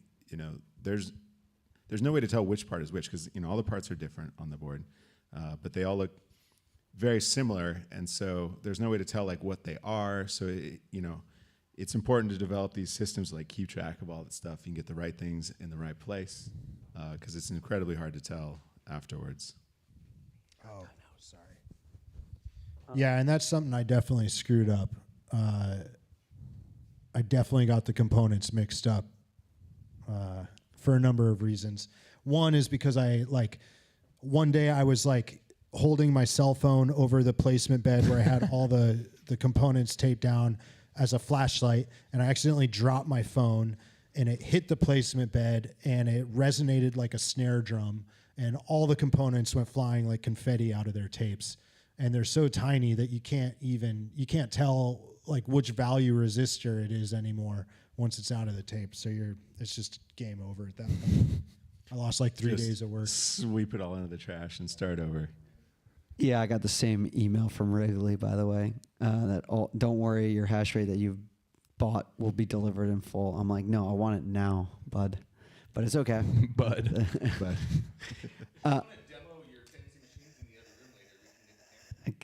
Good. oh, that'd be cool. Cool. How Yeah. does it work on Brains, by the way? Has anyone bought it on Brains? I'm trying to figure out how to. It's on-chain only, so you have to wait for 3 confirmations. But how do you buy it? You got to make an account first. But maybe it just doesn't work on mobile. What is? I'm logged in. Oh boy, I'm getting told not to sleep on the lightning comments. Okay. Free Keone, where's the presidential pardon? True. More dog Thank you. airtime, please. Oh, good. More dog airtime. Weird that Bitcoin Park isn't hashing to the TeleHash. Yeah, it is weird. What's up with that? Selfish freaking assholes. That's someone named the space sent that message. So let's see if this works. Log in here. Yeah, the space is pointing hash rate to the. technically, it's my hash rate. There we go.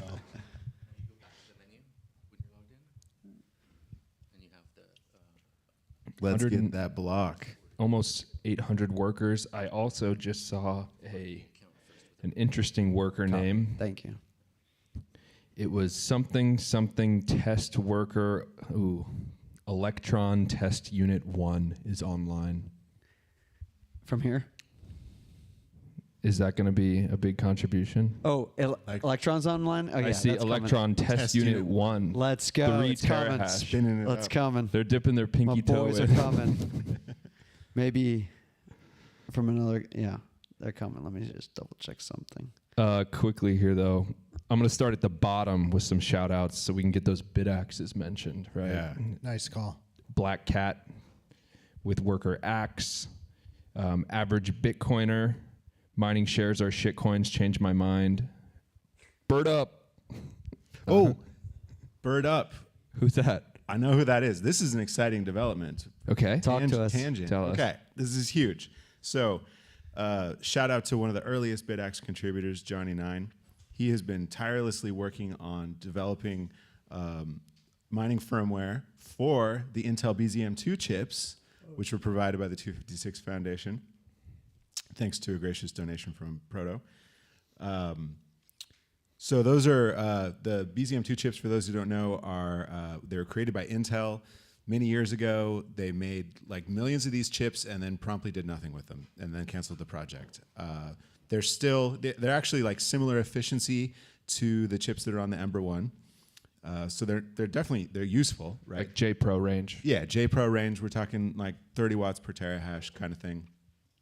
So they're useful chips, especially for us. There's lots of them available for free, which is great dollars per terahash there, and we're really into that one. And the cool thing is that there's Intel made documentation for it, which is kind of sort of available. But I made a couple designs with these chips. I made the BitX Bonanza a while back. That one actually was a total dud. So I made a second one called BitX Birds. That stands for the BitX Intel Reference Design System. Naming things is hard. Anyways, I handed that off to Johnny9, and that is what that machine is. That is mining from Intel BZM2 chips. The first one, he got it working yesterday. That's wild. Shout out to Johnny9, absolute legend. So excited to see this happen, because like Intel is just like, you know, a lot of these chips work kind of the similar way. They're similar to interface to, but Intel was like, no, we're not having any of that. It's totally different. It is actually kind of a beast to interface with these chips. It's taken a lot of work to get here. So this is a huge milestone. This is the 9-bit serial chip. 9-bit serial chip, yeah. 5 megabaud serial that you have to do at 9 bits to interface it with. So anyone who's done serial development stuff, that's just ridiculous. Why would you do that? But they did. So well, it's working. That's rad. Yeah, it's really, really exciting. I'm super excited to see that. And So that means potentially there could be an Intel chip, Ember 1. that's the next project, right? The Ember 1 That's what we need to fund this, man. is going to be based on the Intel chip, the BZM2. And so this is kind of a proving ground for that, to see if we can get the hardware, schematic, and board setup done right, and the firmware to actually interface with it. The Birds uses a very similar interface to what the Ember 1 has on it, so that should be easy enough to move it over. And actually, that's showing up at 1 terahash, which is pretty good. I mean, this is the first like half day of this thing working, and I think that the max on that miner is going to be like, it's just the BritX Birds prototype design has 4 chips, and so that should be a little over 1.2 terahash, like totally optimized. So this is a Out there really it good goes. start. 1.1. 1.1. We're This is getting an there. excellent example of why the Ember 1 and the platforms and these underpinning projects of the 256 Foundation must exist, because this is an ASIC chip which uses a completely different outside idea communication method, 9-bit serial. We need a reference design that people can go point to, learn from, dive into the schematics to figure out, oh, if I'm going to use this chip as my platform for my gadget or product, this is my starting point, and I build off of that. Exactly. Yeah, the goal is to set up a reference design that people can build things. And what was it? Middle last year, the 256 Foundation gave away 200,000 256,000 chips. 256,000 chips. That was a year ago. We That should was a year ago. give an update on that in a second, but keep going. Yeah. So Well, Proto committed to the donation of 256,000 chips January of last year. I think it was September when we actually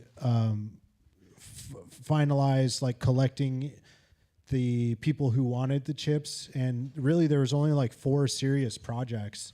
And so we just made it really easy and divided the 256,000 chips by 4. And so each one of the recipients received some, 50-something thousand chips each. And Enough. they've got That's a lot. they've got some really interesting projects that they want to do with those chips. So hopefully they and because we don't actually have the like full ability to distribute the data sheet for this, I think that a reference design like Birds is really going to unlock those projects. And the upcoming Ember 1, it's like, all right, so now here is how you interface with those chips, what the electrical, mechanical specifications are. Here's a reference design firmware that you could, all open source, that you can take and include in your projects and build some of the amazing things that those recipients are interested in building, the cool ideas that they've come up with. So that was a tangent, but huge shout out to Johnny and I. That massive achievement, man. I'm super stoked. yeah, Top so- ticked 169 petahash right now. Last 5 minutes. nice. All right. All right. Whoa. Thanks, D. Whoa. Let's Wow. go, D. Where'd you find that? Under her couch. Yeah. Look at that. Yeah, 172. We're getting there. Keep it going. Up and to the right. It's all bit axes all the way down. No. Read them all. Brains. So yeah, by pointing the 256 Foundation hash rate, you increase our chances to solo mine a block today. And in the event that we do that, we fund neat projects like making an open source hash board that has the Intel chips on it. So if you find value in that, then figure out a way to send some hash rate to us, or you can donate on chain, you can donate with Lightning. I think it's these are some cool projects that we're making, right? But anyone can take them and use them for whatever they want. But one of those things is creating real companies, right? Real industries surrounding these things. Like you can take this and make money. These aren't just, fun sort of informational projects only, right? This is like real deal stuff that can, change this industry, change Bitcoin mining, and it can make you some money doing it. So several people have. Yeah, and like I was saying earlier, it's just these are the first baby steps down an entirely new path in the Bitcoin mining ecosystem. There hasn't been open source hardware like this before. So we've literally been memeing this world we want to see into existence, and it's working. So, keep pointing that hash rate and help us mine another block and help us fund these projects.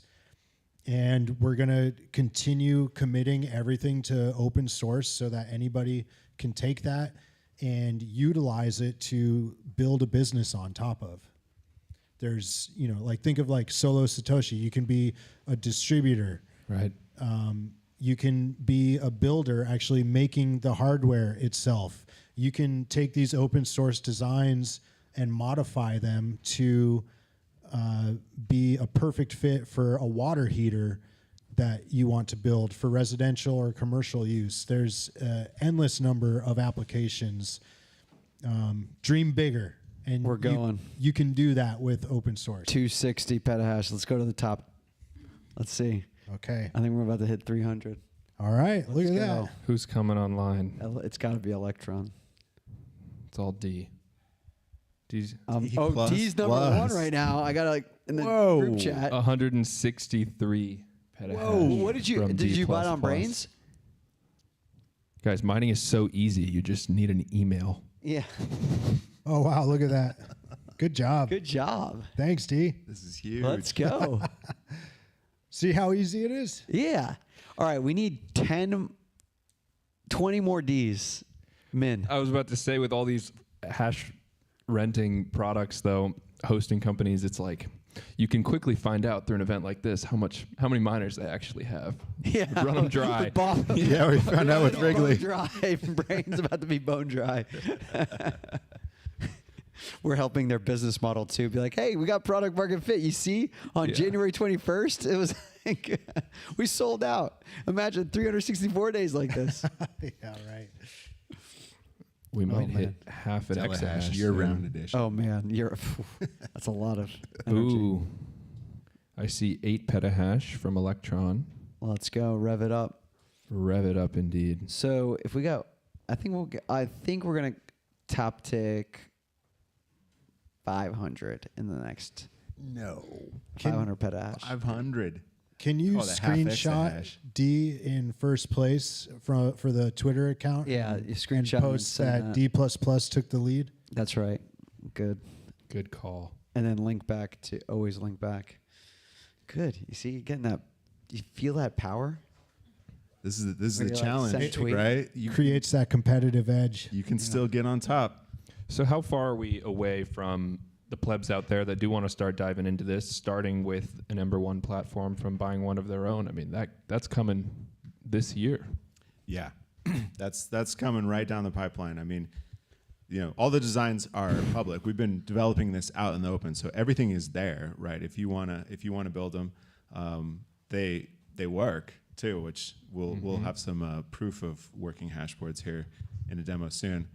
But yeah, I mean, if you want to just buy one and play around too, Eco's hard at work doing that. If other manufacturers want to get into it, like obviously it's permissionless, you can totally do that. But manufacturers making these and selling them, you can make money, and it supports the cause too. Yeah. So right now the hurdle that I was trying to get over in the hardware process was to just build the first 5 prototypes for version 5 of Ember 1.0.0, which Scott has in his hands there. Now that we've got a physical version 5, we can run it through its paces and validate that the design is doing exactly what we intended it to do. And all the parts are working the way that they're supposed to. This particular design had a major upgrade with the voltage regulator, and it really cleaned the whole surface of the board off. It was pretty crowded before that with some massive inductors on it, and those are gone now. Yeah, I think that it should be cheaper too. Those inductors Yeah. were expensive, hard to assemble, made it bulky.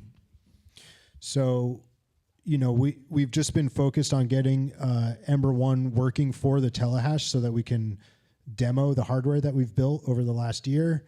And, after the TeleHash and the days going out from there, we're going to finish the validation process, make any tweaks to the design that need to be made, and then I think we'll probably do another prototype run, and just so that we can actually verify that the final design is exactly the way we want it to be.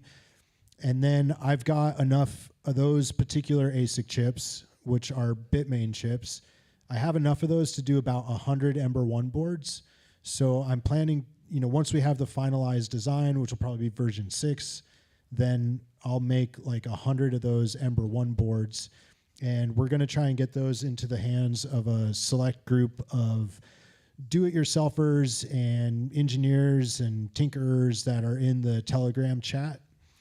Yeah, right. I mean, those like 100 are spoken for already, right? Like, Yeah. people are pretty stoked to get these. So yeah, as soon as I've got those done, those will go out to those guys, and hopefully we start getting some feedback about what kind of cooling blocks that they're using, and what kind of fans they're using, and what kind of power supplies they're using, so that we can document the best of the best and include all that in the documentation and the reference peripherals for the Ember One board.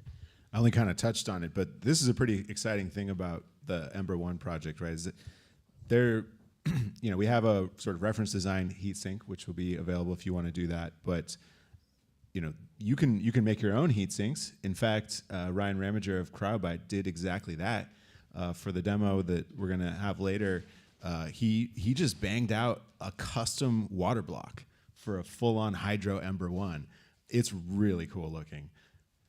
Yeah. Oh, nice. Here it is. Thank you. Oh my God. Look at And it uses standard PC cooling hydro fittings. Yeah. So you can go to any computer parts store and the world is your oyster. Right, you can incorporate that in with the pump, the reservoir, all standardly available parts. But I mean, this thing looks dope. This thing looks really dope. It's got all these milled channels in it. It has an acrylic top and a gasket on there, and it's custom sized to fit on the Ember One. But he just did this, right? You can just can you we do the there we go. Got a video on screen. So it's a CNC milled block of aluminum with an O-ring, gasket, plexiglass, front plate. You can see some cooling fins carved in there on the inside, and threaded inserts where you can connect your water cooling fittings. So I don't know if we have any immersion lovers listening in, but immersion is no more when you got stuff like this. I know. Do you want to expand on that? Why is immersion better than hydro? Or sorry, other way around. Why is hydro better than immersion? It's cleaner. It leaks less. You are not required to use special materials that immersion dielectric fluids can sometimes be incompatible with. The benefit of immersion, I think, has largely been supported by the fact that Bitcoin mining is closed source and proprietary, so you literally get black boxes that you have no control over the dimensions, their footprint, their power requirements, the noise, etc. And so having a bathtub is a great way to say, screw it, if they make it 1 inch wider next year, it'll still fit in my bathtub of oil. And now we can get really slick direct chip cooling solutions like this, where you're in full control of the form factor that comes out of it. Yeah, he came up with a pretty cool. Actually, the two Ryans came up with a pretty cool idea here. These ports for the inlet and outlet water are on both sides. So you can actually just cascade, as many of these as you want Daisy together. chain 'em, yeah. Daisy chain them together.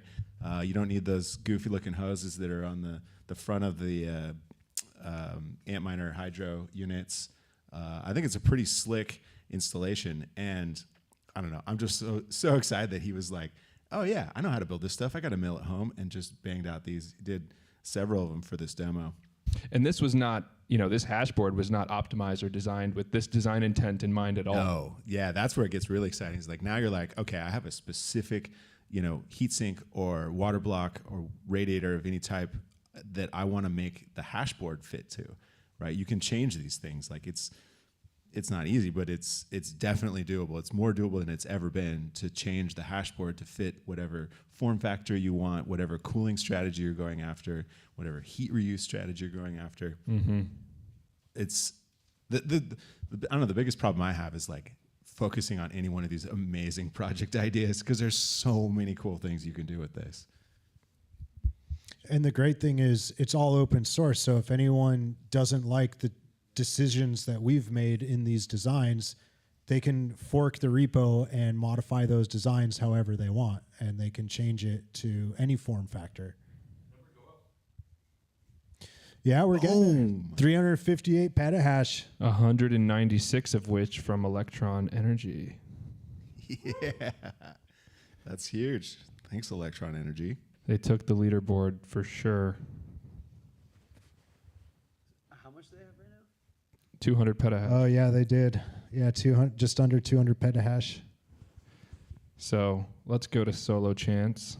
Over 416 workers, apparently. Yeah. How much did D have? She's got. It's running out of steam. 1 in 19 days, chance per now at 364 Come on, petahash. one time. Let's get lucky right now, one time. Don't tell me the odds. Sorry. So yeah, it's happening. What else do we want to say about Ember 1? It's working. It's Oh. totally working. Yeah, are we gonna? That's what I wanted to ask. Are we gonna do the demo? Is it ready? No. Okay. Demo's not quite ready. Demo coming TM. soon. We will soon. be doing an Ember 1 demo today that's very elaborate, and I have to applaud Ryan for putting this together. You guys are going to love it. So make sure you stay tuned for that. Point us your hash rate in the meantime. We're trying to hit at least one block today to support awesome projects like the Ember 1. We do have a number of these Ember 1s working. So thank you for fixing all my mistakes as a novice hardware manufacturer. No, you did a fantastic job. This stuff is not easy. Do you want to talk about what went wrong and what you had to fix? So I finished these last week and then mailed them to you. Yeah, I think I got it on Wednesday. Yeah, and then but they didn't work. You plugged it in, it didn't work. What do you do? What happened? Yeah, so I plugged it in. It didn't work. Luckily it didn't explode, right? That definitely happens with prototype stuff, right? It's you got to be careful. You never know. We call it the smoke test for a reason, because oftentimes you get smoke. That didn't happen. That was nice. So good job. Thank you. But it also didn't do anything. So yeah, I just kind of started hunting through the schematic, looking for what wasn't working right. Just hardware debugging stuff. This always happens, especially on prototypes. This always happens. So I don't know. After a while, you get kind of good at what could be the potential problems here. And I think we identified 5 parts that were it wasn't the correct value in that position. And I think that's related to what you said about dropping your phone and parts going everywhere and trying to get it set back up. So luckily they're very easy parts to change. You can't identify what's on there by looking at it, so you kind of have to test it. But that's what I did. Identified the parts that were incorrect. I've got a nice stockpile of random parts in my lab, so I just put on the right ones and boom, it fired right up. Was able to get the firmware programmed on the microcontroller that we have on here to control the USB connection. That was exciting to see that program start working, responding. But then the other problem was the positioning of the ASICs. I made the footprint that the ASICs go on, and to be honest, I don't know if it's right. Like, there's no specification. There's no, usually those things are called out in a data sheet, like, oh, the footprint needs to be like this, but we don't have that.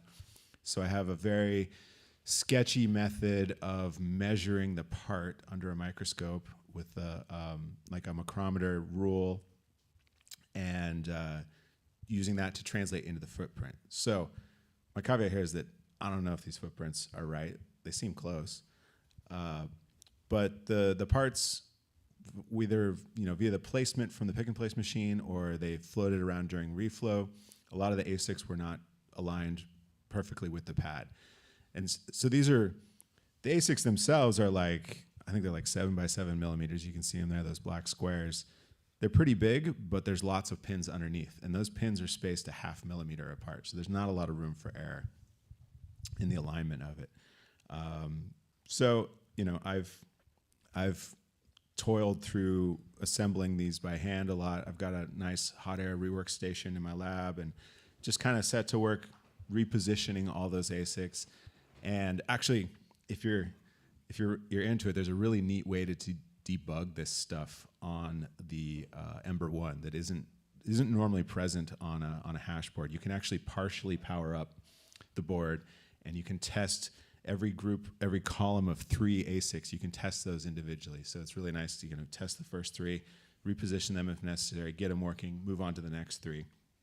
And so that's what I did 4 times, going through all these groups of 3 chips, and got it working. And then with Ryan's help, I cobbled together some test firmware. So this is just some scripts I have written in Python on my computer to not like mine per se, but to just bang on all the individual components of the board, see if they're working right. Bring up the voltage regulator. That was also a new design. You got the voltage regulator soldered properly. That's excellent. Great. But since it's a new voltage regulator on here, and it's actually a pretty complicated one, I had to go through my test scripts to configure it, measure the output. That actually was working really good. This is a nice voltage regulator on here. I did a test load on it and had it running up to 112 watts, and it was taking it like a champ. So awesome. Very capable. And then, just sort of gradually moved towards getting it mining, which we got working last night at 11 p.m. Maybe it's still working. But yeah, it's coming together just in time. Thank you for your sacrifices. And no problem. I really like doing this stuff, if you didn't already know. Yeah, and I hope that I get better with the placements and the control over the pick and place machine. Those pads, those 7 by 7 millimeter pads for the ASICs are so large that it's difficult to get the entire pad in the view of the camera on the pick and place machine. Yeah. And so I had there was a little bit of guesswork that went into finding the center of the pad. And that was, I think that was a big contributor, because there's no room for guesswork here. It has to be precise. Tangent. I think that Bitmain actually regrets their decision to lay out their chips like that, because there's these 2 power pads that are really big, and they're right next to these 0.5 millimeter spaced tiny little pins, and it's just madness to have such a big pad next to such a small one.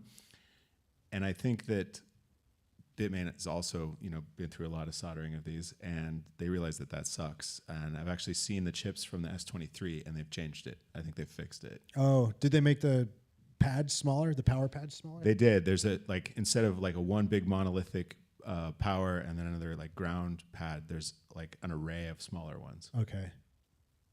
Yeah, I think that, like you were saying, when it's going through the reflow oven, that chip probably starts floating on top of those massive pads with the solder, and that dislodges the little pins, and then your chip ends up baking in the oven crooked, and you don't get a very solid connection. Yeah, and the amount of solder paste that's on there, right? It's really easy to get too much solder paste in the middle, and then the whole chip kind of floats above, and all the data pins on the sides aren't connected. That's another classic failure. Yeah. So hopefully I get better at this. Oh yeah, yeah. What are some of the other features that have been baked into Ember One? You were telling me about something last night, this digital switch to shut off the power to the chips, right? Oh yeah.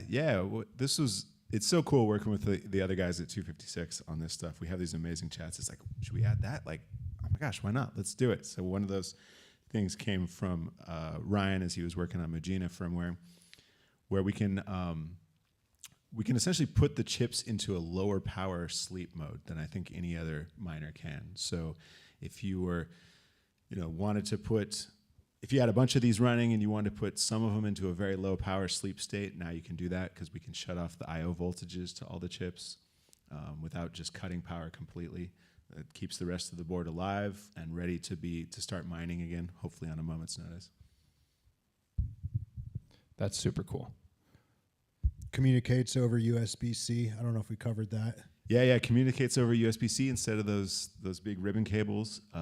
Very standard USB-C. Like I said, you can mine from a Raspberry Pi, from your laptop, from a specialized control board. It's very versatile. And what did the input range end up being? Like 12 to 17 on this one? Yeah, 12 to 17. So if you've listened to when we were talking about the Ember one before, we were kind of hyping 12 to 24 volts input.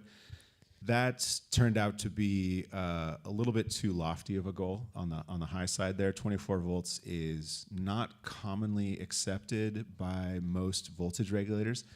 I think if you want to do that the right way, you kind of need to have two voltage regulators, like one to step it down and then another one to step it way down for the ASICs. And so rather than supporting a kind of arbitrary 12 to 24 volts and adding the additional cost of another and complexity of another voltage regulator, we just decided to pick a different voltage regulator and limit it to 17 volts. So 12 to 17, but it's still a pretty wide range.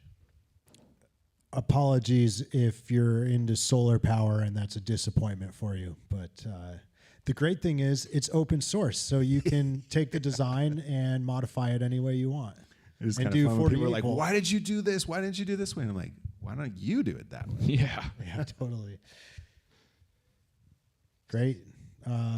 What else do we want to say about Ember 1? Is that it? Yeah, I think that's it now. I mean, we'll probably talk about it a little bit more with the demo and how it interacts with Mugina. It already has first-class support for Ember 1 and the Bitmain ASICs that are on here. I think that because how these chips, they're fully reverse engineered. Like, we don't have any spec about how to use them. And we actually don't even have a good reference design. Bitmain's machines are just, their firmware is so lame.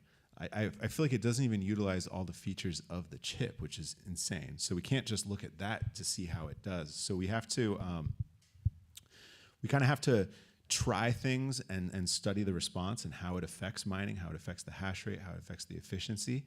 And Ryan we were just talking about it before the TeleHash, but plans about adding features in Mugina to sort of allow that additional research to get more performance out of these chips, to get better reliability. And that's pretty exciting to me too.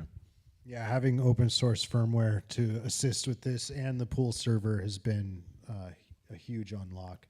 Yeah, one of the things that we were talking about earlier, I guess we'll talk about it in a video that we're going to play, but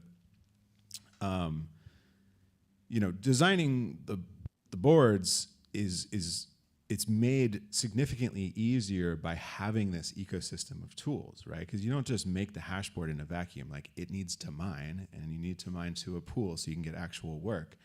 And having those tools there so we can add debug stuff, additional features for testing in Mugina, the firmware, in HydroPool, the pool server is huge. And we can work so much faster because all of those things are open, and we can add new features to them relatively easy and get the testing done or the reverse engineering done that we need to do.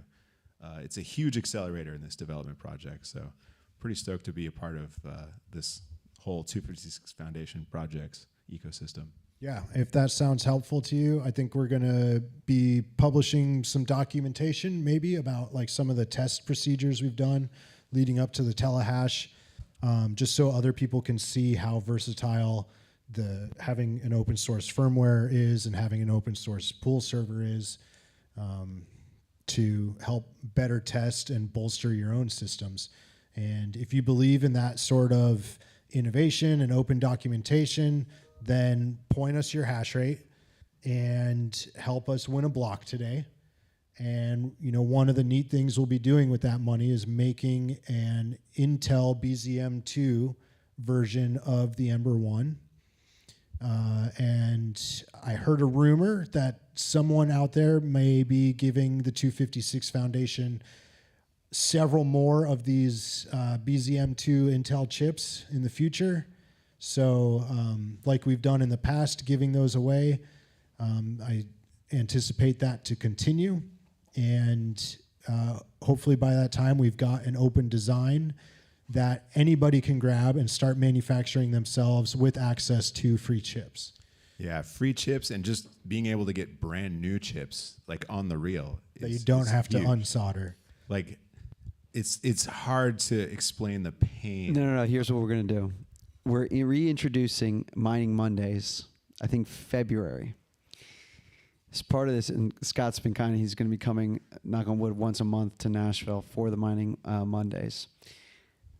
As part of the Mining Mondays, we're going to unsolder a chip just so people can look and feel the pain of the work that it takes to unsolder one of these chips. That's how we're gonna start every one of those meetups. Unsoldering the chip is the easy part, but resoldering a used chip back on, oh my gosh. Okay, unsoldering is the easy sucks. part. But okay, Make them do their humiliation ritual. yeah, Soldering it back on when you've just got this either the used chip. tattoo that we're gonna solder onto your bicep, or solder this chip. Now back put on. it back. Yeah, exactly. Mining Mondays. Mining What does that Mondays. entail? Be there. So we kind of started this, but now especially with Eco really leading the charge with manufacturing these Ember 1s, really helping continue. So first, last year, we hit the block, and then 256 was like, legit, we got to ship. And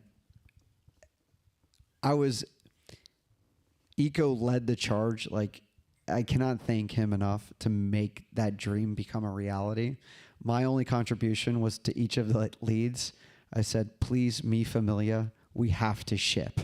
There's real money that I'm not personally, but my reputation is on the line such that I'm giving you these sats. You definitely deserve the sats, don't get me wrong. But now we need to ship and have an output based on these projects. And I'm so happy and thrilled to say all 4 projects, seriously led by Eco, shipped. And so now this next wave is like, how do we continue to tell the story leading up to the next TeleHash May 19th, and then the next TeleHash January, I think 19th actually, of 2027. But like those are like big, compelling kind of telehashes. What are all the stories that we can share? Like we got the Heat Punk Summit for sure. What are the dates for the Heat Punk Summit? 27th, 28th of But you guys are February. sold out though, right? We are sold out. Okay, like legit sold out. Yeah. But people don't respect my opinion about this like they do yours, Rod. So When I say sold out, it's we have S3 Protect. Shout out to Joe and the security team that provide security here. No, when we mean sold out, it is sold out. And honestly, we don't publicize our tickets. We don't, or tickets are not available publicly. The meetups are free and open to the public, which is awesome. So going back to the Mining Mondays, I wanted a way to tell the story of the 256 Foundation, of the stuff that we're building, of the stuff that community is building, plus us manufacturing these Ember 1s that people then can come and pick them up in person as well. So Proto is supporting the meetups as well. So we're gonna have food and drink courtesy of Proto, and I think it'll be fun. I think it'd be really fun. Yeah, I'm coming. You're coming. Eco's leading the charge as well. I don't know, Eco, if anything else you wanted to fill in on that. I'm not invited. You can get on the wait list Okay. to our free and open meetup, and then we'll figure it out. Okay. Dylan, you as well, if you guys want to tag team. Mike, you're in. Yeah, I mean, we were doing Monday mining meetups for a while last year in 2025. I don't know, we did 3 or 4 of them. That's right. And Scott was here. I mean, I feel like we got the energy just because we hit the block, and then we were like, all right, let's do it. Then everyone went, super work mode. I can't remember if we were doing that before we went out to Africa. I think it might have been in the end of 2024 we Yeah, I were think doing that's it. why we stopped it, right? Yeah, because we went to Africa and then the holidays, and Then we hit a block, and then we were like, we hit a block and then we retired. And "That's right." Another block, restart the clock. yeah, so it's basically just pretty casual setting that should be highly technical and informative, where we basically just sit here and hold like a Pod 256 style meeting, and hopefully you learn something in the process about open source Bitcoin mining solutions. Totally. From all 4 of those projects, bring your questions, bring your curiosity, such that you can learn about Bitcoin mining. And then we do have 101s and 102s here at the park too. So if it's like you're like, wow, that's a little too technical, but I still want to learn about the park or learn about Bitcoin, those which are led by 2 amazing members, I would highly recommend. New highest share difficulty. Who's got it? Megawatt. The luckiest company in the business. 174 billion. Oh man. And so what's the difficulty? Like 140 trillion something? Wasn't it like 200 billion last time? Yeah, but it went back down actually. So I don't know what was going on with there. I saw every single highest share has been Megawatt. Okay. It was like 40, jumped to 200, back to the 50s. Now I see 174. So we might have had a small hiccup, but There should be like a high water mark though. Like right. if they hit 200, that should persist as the highest. Correct. Yeah. They got some lucky miners. Megawatt, keep trying. We're almost there. Yeah. Thank you guys. For anyone who doesn't know, Megawatt is the miner. One of their machines found the golden knots a year ago at the very first TeleHash, and won block 881423 for us. So they're very lucky. Ooh. That one. That block. They made those T-shirts that Scott's wearing. So Eco's wearing the 881423 shirt. Scott's got the block from Megawatt that made this shirt. Tyler, what are you wearing? All right. You guys ready? The big reveal.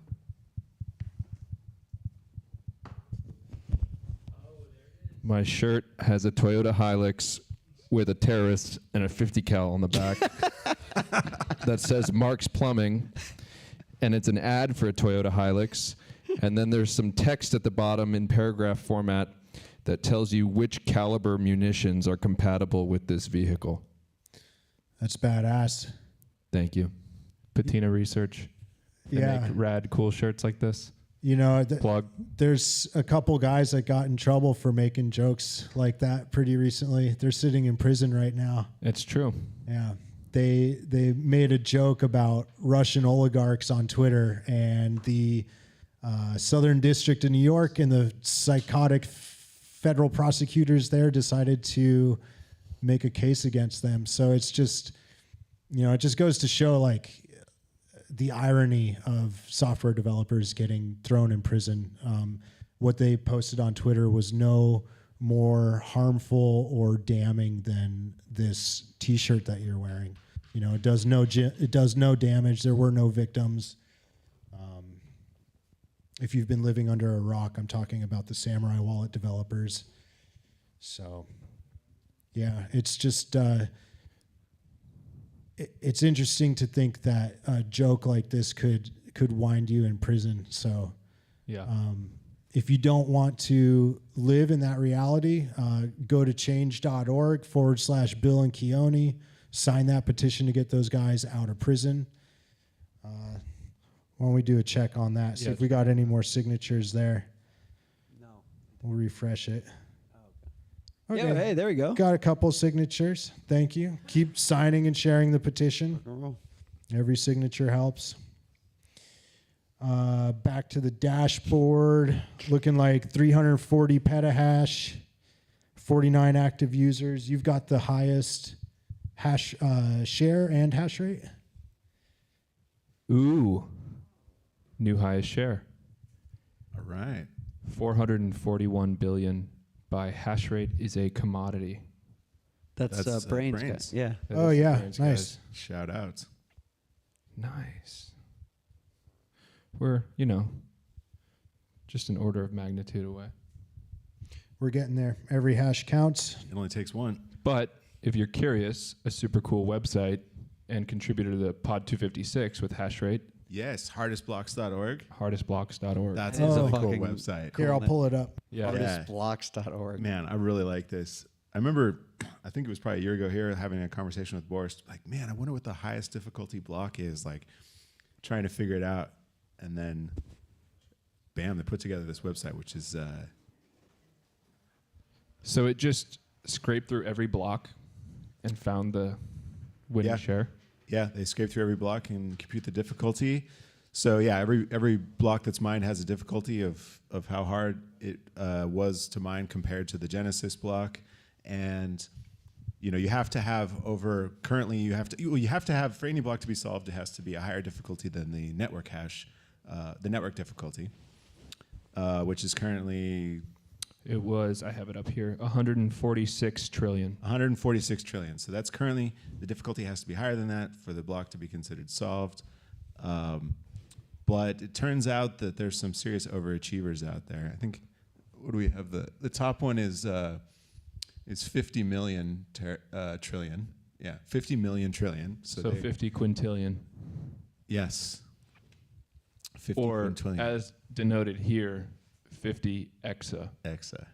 That's a lot. That's What did we decide on the pod the other week? Is it million, billion, trillion, or I voted for billion for the record, but was denied. We went with giga. hardestblocks.org obviously took the right choice and went with E, because if they went with you million, just said a billion, million trillion though. well, I You didn't just say a million qualified. tera. It's Make up your mind, Scott. you want to have a nice, succinct, order of magnitude unit there, right? So if we were doing million, billion, trillion, quadrillion, quintillion, Yeah. what does Q mean? What is Q? It's all so abstract. Yeah. These numbers No one's are going to know what you're talking astronomical. about. Yeah. Yes, these numbers are in fact astronomical. I believe that a quintillion or an exa is larger than the number of atoms in the observable universe. What comes after zeta? Yada. Yoda? Yoda. We're just going to go with it.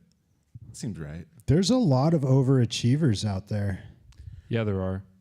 Yeah, so I mean, obviously you can't control the difficulty of the blocks that you solve. So if you find one that's over the network difficulty, you're going to submit it. It doesn't matter if it's way over. You don't get anything extra other than bragging rights.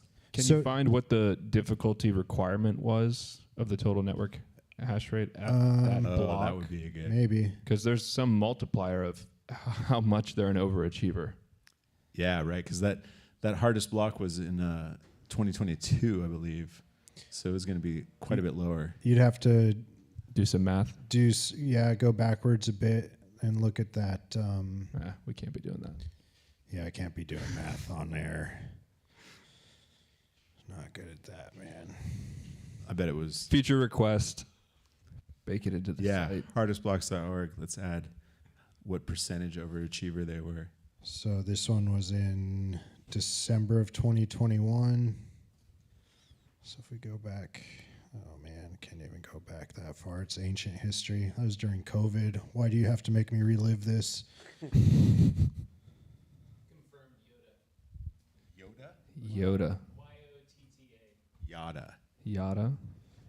So it looks like the Yoda. difficulty back then was like 24.27 trillion. Wow. And that one, I forget which one I clicked on now, but I don't know, maybe like 560. Does P mean Yoda? P is peta in this. Peta. So that's 1,000. 1,000 trillion? Yeah. Uh, Yeah. 1,000 trillion. Okay. right? Great. We're smart guys. Got this. They're real big numbers. Yeah, they're just numbers. Heads up, it looks like Brains is pretty particular about the legacy of the coins that you deposit. So especially for all of us former Samurai users, maybe be very careful about which UTXOs you choose. Oh, really? Yeah, mine got flagged, and I have to get them returned because like 3-4 hops ago they were enrollable. Wow. Okay, so for what I was just communicated to me is that if you're sending Bitcoin to, what is it, hashpower.brains.com .com. to purchase hash rate, apparently they are taking issue with the chain, with the history of those UTXOs. And so if you've used a coin join tool like Samurai Wallet in the past or Ashigaru currently, apparently that UTXO, if it's linked even multiple hops back to a coin join transaction, it is going to get flagged, and then they're going to reject it and they'll send the Bitcoin back. They may or may not call the cops, but I'm kidding. I shouldn't be kidding. They'll send the Bitcoin back to you in all seriousness. But yeah, apparently there's some sort of compliance mechanism in place there. So that's something to be aware of. And it's disappointing to hear, because the whole ethos of Bitcoin is individual freedoms, the freedom of private property, the freedom to voluntarily transact, to transact peer-to-peer, and those freedoms get trampled by compliance bros trying to enforce their vaporware products on all the companies in the Bitcoin space. Is there like a They do have a very clear disclaimer on the deposit address and on the site when you're depositing that they will, what do they say? Even if you haven't directly used these services, funds that have passed through them in their history may be affected. So it could not even be something you did if you got it sent from Whirlpool. So there is a disclaimer online when you're looking at the interface to make those deposits. So it explains what their policy is. Disappointing that there has to be a policy at all, but it is what it is, and good to be aware of it. Well, we're making it easier to mine your own Bitcoins. That's That's true. right. That's true. Is it Bitcoins or Bitcoin? I switch it up. You do. Yeah. What do you think it is? Is it sats or Bitcoins? What is that bit? The sats or bits. Sats or bits. Did that threw me off when I was paying on Square for the first time. I was like, dang, 10,000 Bitcoin coffee. This sucks. Wait a minute. I could send 10,000 Bitcoin. Yeah. Hold on a second.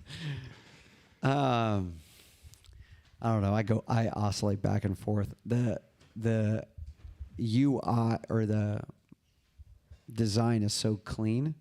When I was paying my barber, I took it. I was like, holy shit, yeah. Or I gave him an extra tip of $5 or something, which was I don't know, 10,000 some sats at the time, or something like that. But it was clean. And once you get it, and you can kind of see the USD amount clearly below it too, so it doesn't really. Is he gonna hold it in Bitcoin or is it auto converting? Auto converted for him. But actually, so yes and no. The key is I got to use Bitcoin to him, Yeah. right? So that was cool. That shout out to Miles. We got in the whole Square team. We got terminals here all set up. They were kind enough to allow, instead of this 50% max to convert fiat to Bitcoin, we go 100% into Bitcoin. Mm-hmm.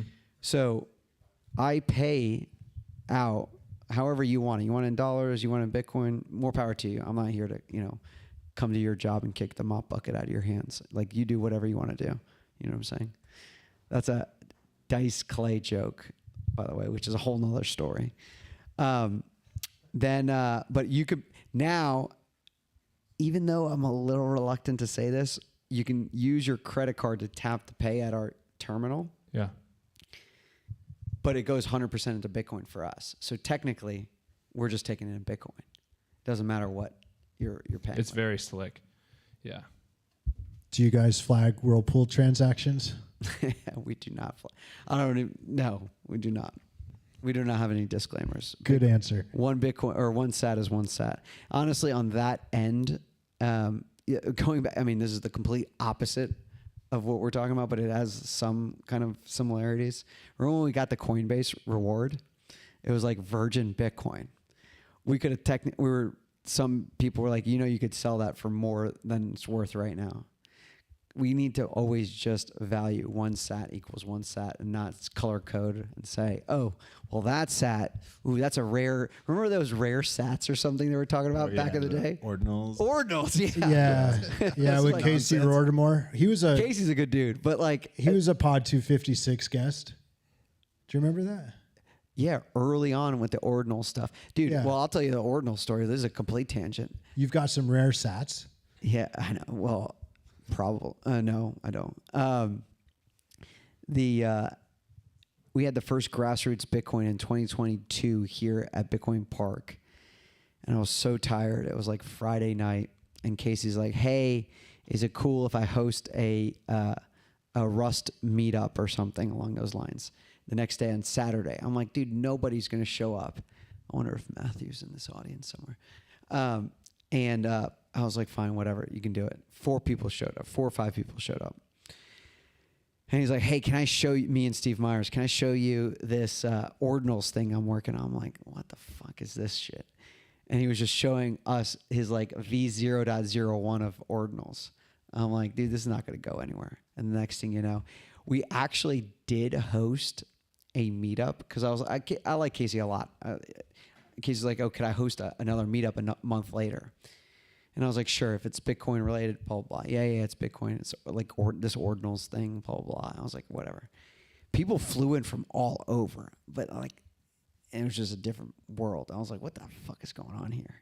But it's kind of died off. I mean, I haven't heard anything about ordinals recently. I mean, it blew up. I mean, But no, it blew up. yeah. And I remember the halving. Everyone was trying to get into that like first block afterwards or second block afterwards. Yeah, wasn't the mining reward for that block like 50 Bitcoin? Yeah. Yeah, it was crazy. Yeah. I remember vividly because I got a speeding ticket that freaking night because I was trying to get back to the park for the halving party. And then everyone was like, dude, it was a 50 Bitcoin block that was mined or some shit. I'm like, wait, Yeah. 50? The reward, though, is 3. I'm like, how is it a 50 Bitcoin block? It's I'm crazy. like, It was the ordinal transaction fees. Well, yeah, people, because like yeah, they were. the rare sat theory, like the ordinal theory. like, Exactly. yeah. So you have rare sats, Rod? I do not have any rare sats. You sounds like you could have had some of the first ones if you were involved. with- rarest. Yeah. No. I don't even know how to look. One sat too is could one have sat. Yeah, one sat's one sat. Yeah.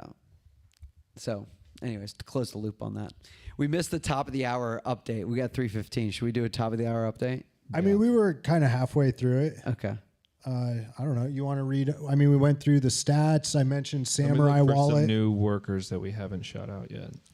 Tyler's going to find some workers to give a shout out to. I'll shill the petition one more time. If you go to billandkeone.org, there's a link there that'll bring you to the petition. There's a link there to donate to the families. There's a number of donate options online now. You can read the whole story if you're not familiar with it. Long story short, these software developers have been thrown in prison for their code, and we're trying to get them out of prison. So please sign the petition, share the petition, and let's get these guys out. All right. I see 580 terahash here from Guardrail Mining. I don't know if we've shout them out yet. Who else have we not talked about here? Backwater Mining Collective, of course. 168 terahash from them. Sat Stacking Pleb, he's got some cool ones here. Solar J Pro dual board. Stealth Miner K Pro. Variable Voltage APW3 tester. Look at this guy hacking away. Filament I heard about dryer. that. That's a cool project, actually. I think our homie Zach Bomsta was initiating that, but they're taking the APW3 power supply, Okay. famous from the Antminer S9, Yep. and making it a digitally adjustable variable output power supply, which is legendary, right? 'Cause normally it's just fixed 12-volt output, but a lot of people are using those in Loki builds because they want to use these S19s in their house, which only has 110 volts. The APW3 is a 110 volt power supply, and so they're retrofitting S19s with the S9 power supply. But then you kind of like, you leave some efficiency on the table because the voltage output of the power supply isn't adjustable. So yeah, Zach Bombs is making it adjustable. I think actually even making it so that it will connect to the power supply unit control signal from like a normal control board. So this is a great advancement to dial it in, whether you're running 1 board, 2 board, hyper underclocking on your 110 volt outlet on 3 boards to get the best bang for your buck. Yeah. Yeah, that's a cool project. And I was talking with Zach about, hey, like, you know, let's get this integrated with Mugina. Like, this is going to be a cool project. I think it's going to unlock a lot of neat designs using that power supply, which is they're super cheap, super capable, like 1,200 watt power supplies.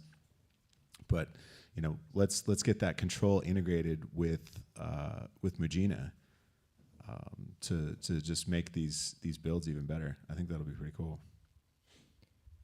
Shout out to Montani. What do we got here? Montana Roofing Solutions. Montana Roofing Solutions. Mugina Ember 1's demo is alive and hashing. With Ember ones, yeah, I saw that. 1.8 Where's Ryan? terahash. We may need him on stage here shortly. That's awesome. Wood miner. Shout out. Yes. Oh yeah, no, seriously, where is Ryan? We got to do. We're gonna do Ember one or Mugina for the next hour. Okay. Yeah, let's do it. If anyone knows where Ryan's at, send him up. Let me know when you're ready. You're getting my spot. The space, Boulder Bitcoin. Wood miner. You want to talk about what are you doing with these miners? Anything interesting? That's Drying pretty lumber. interesting, right? You're using a kiln to dry there's fresh harvested lumber and dry it out so you can build stuff. Oh, do you want to do that? Manufacturing, that's a rad heat reuse project. That's right. That's right. You handed it out to him. What was did. that? Last year? Last year. He was just in the corner, right? That's in the seat. You started right a business with that transaction, that gift. Oprah. So cool. What? I'm like the Bitcoin Oprah over here. You get a miner. You get a miner.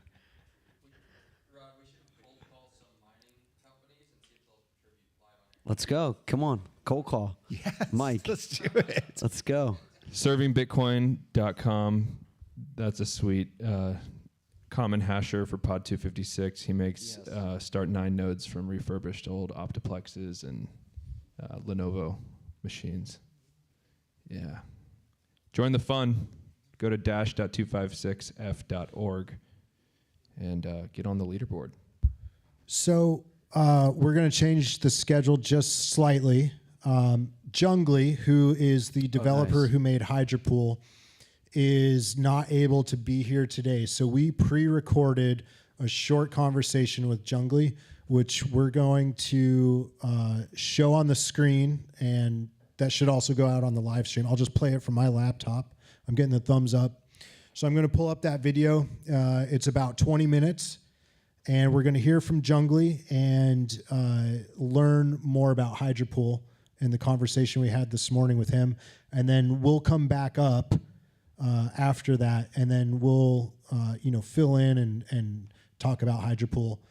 Maybe we could even do some Q&A too. Probably should have done that with Ember 1, but I think it'd be a good idea to rope the audience into at this point. People are starting to fill in the arena here. I think it's standing room only out there. So That's right. for everyone watching online, it's a packed house. If you haven't made it into Nashville yet, No, good don't luck. come. Yeah, I mean, come to this, but like the next 2 days are completely sold out. So just don't, please, me familia. You see, that's how you got to tell people. Like, Thanks. But free and open meetups like this, welcome. for sure, come on Today is the day. Oh, nice. All right, we'll get off. Yeah, we'll catch you guys in 20 minutes back on stage We here. are running a fundraiser to mine Bitcoin for open source Bitcoin mining development using Hydrapool, which you have spent the last, 9 months building? 6 months? How long have we been doing this? We've been doing this since April. Yeah. So pretty much 8 months into 2025. So yeah, almost 9 months now. And Time flies, yeah. yeah, we've got the world watching us today. So what do we tell them about Hydrapool? What do we tell them about Hydropool? That's a good one. It's a mining pool that you can run whenever you want, wherever you want, for whatever purposes, and extend it and modify it as you want, and go play with it. That's it. Yeah, because there's been open source mining pools in the past, right? Like CK Pool is open source, which is awesome. Mm-hmm. But there's certain trade-offs with that. Do you want to talk about that? And Yeah, some of the some of the one of the first efforts we made was to use CK Pool, and we forked it. Our idea was we'll just put a ZMQ emitter on it so that we can consume all the stratum shares that come out of it and do other things with it. However, we tried that at the last TeleHash, right? And we occasionally, everything seemed to work when the load was low, but when the load went high, it started to do weird things. And my C is not that good, right? So the bottom line is my C is not that good. And I think a lot of people now do not do C as well. And it's a code base which has a lot of history, and you can see that, right? You can see the evolution of the software, and it makes it very hard for a newcomer to come along, maintain it, or extend it, right? And from that perspective, we thought, okay, let's do something which is using some of the modern programming languages, right? We ended up using Rust, and see if we can build a code base that people can understand easily, right? It has less history in it. It is more modular because of modern programming languages, and hopefully, provide as much test coverage as we can so other people can extend it and change it. So going back to our objective that we want a pool software that people can extend and play with. If they want a different payout system, they can do it, right? If they want a different accounting system, they can do it, right? Which was kind of hard to do in CK Pool. So that was one of the strong motivations to kind of build Hydropool using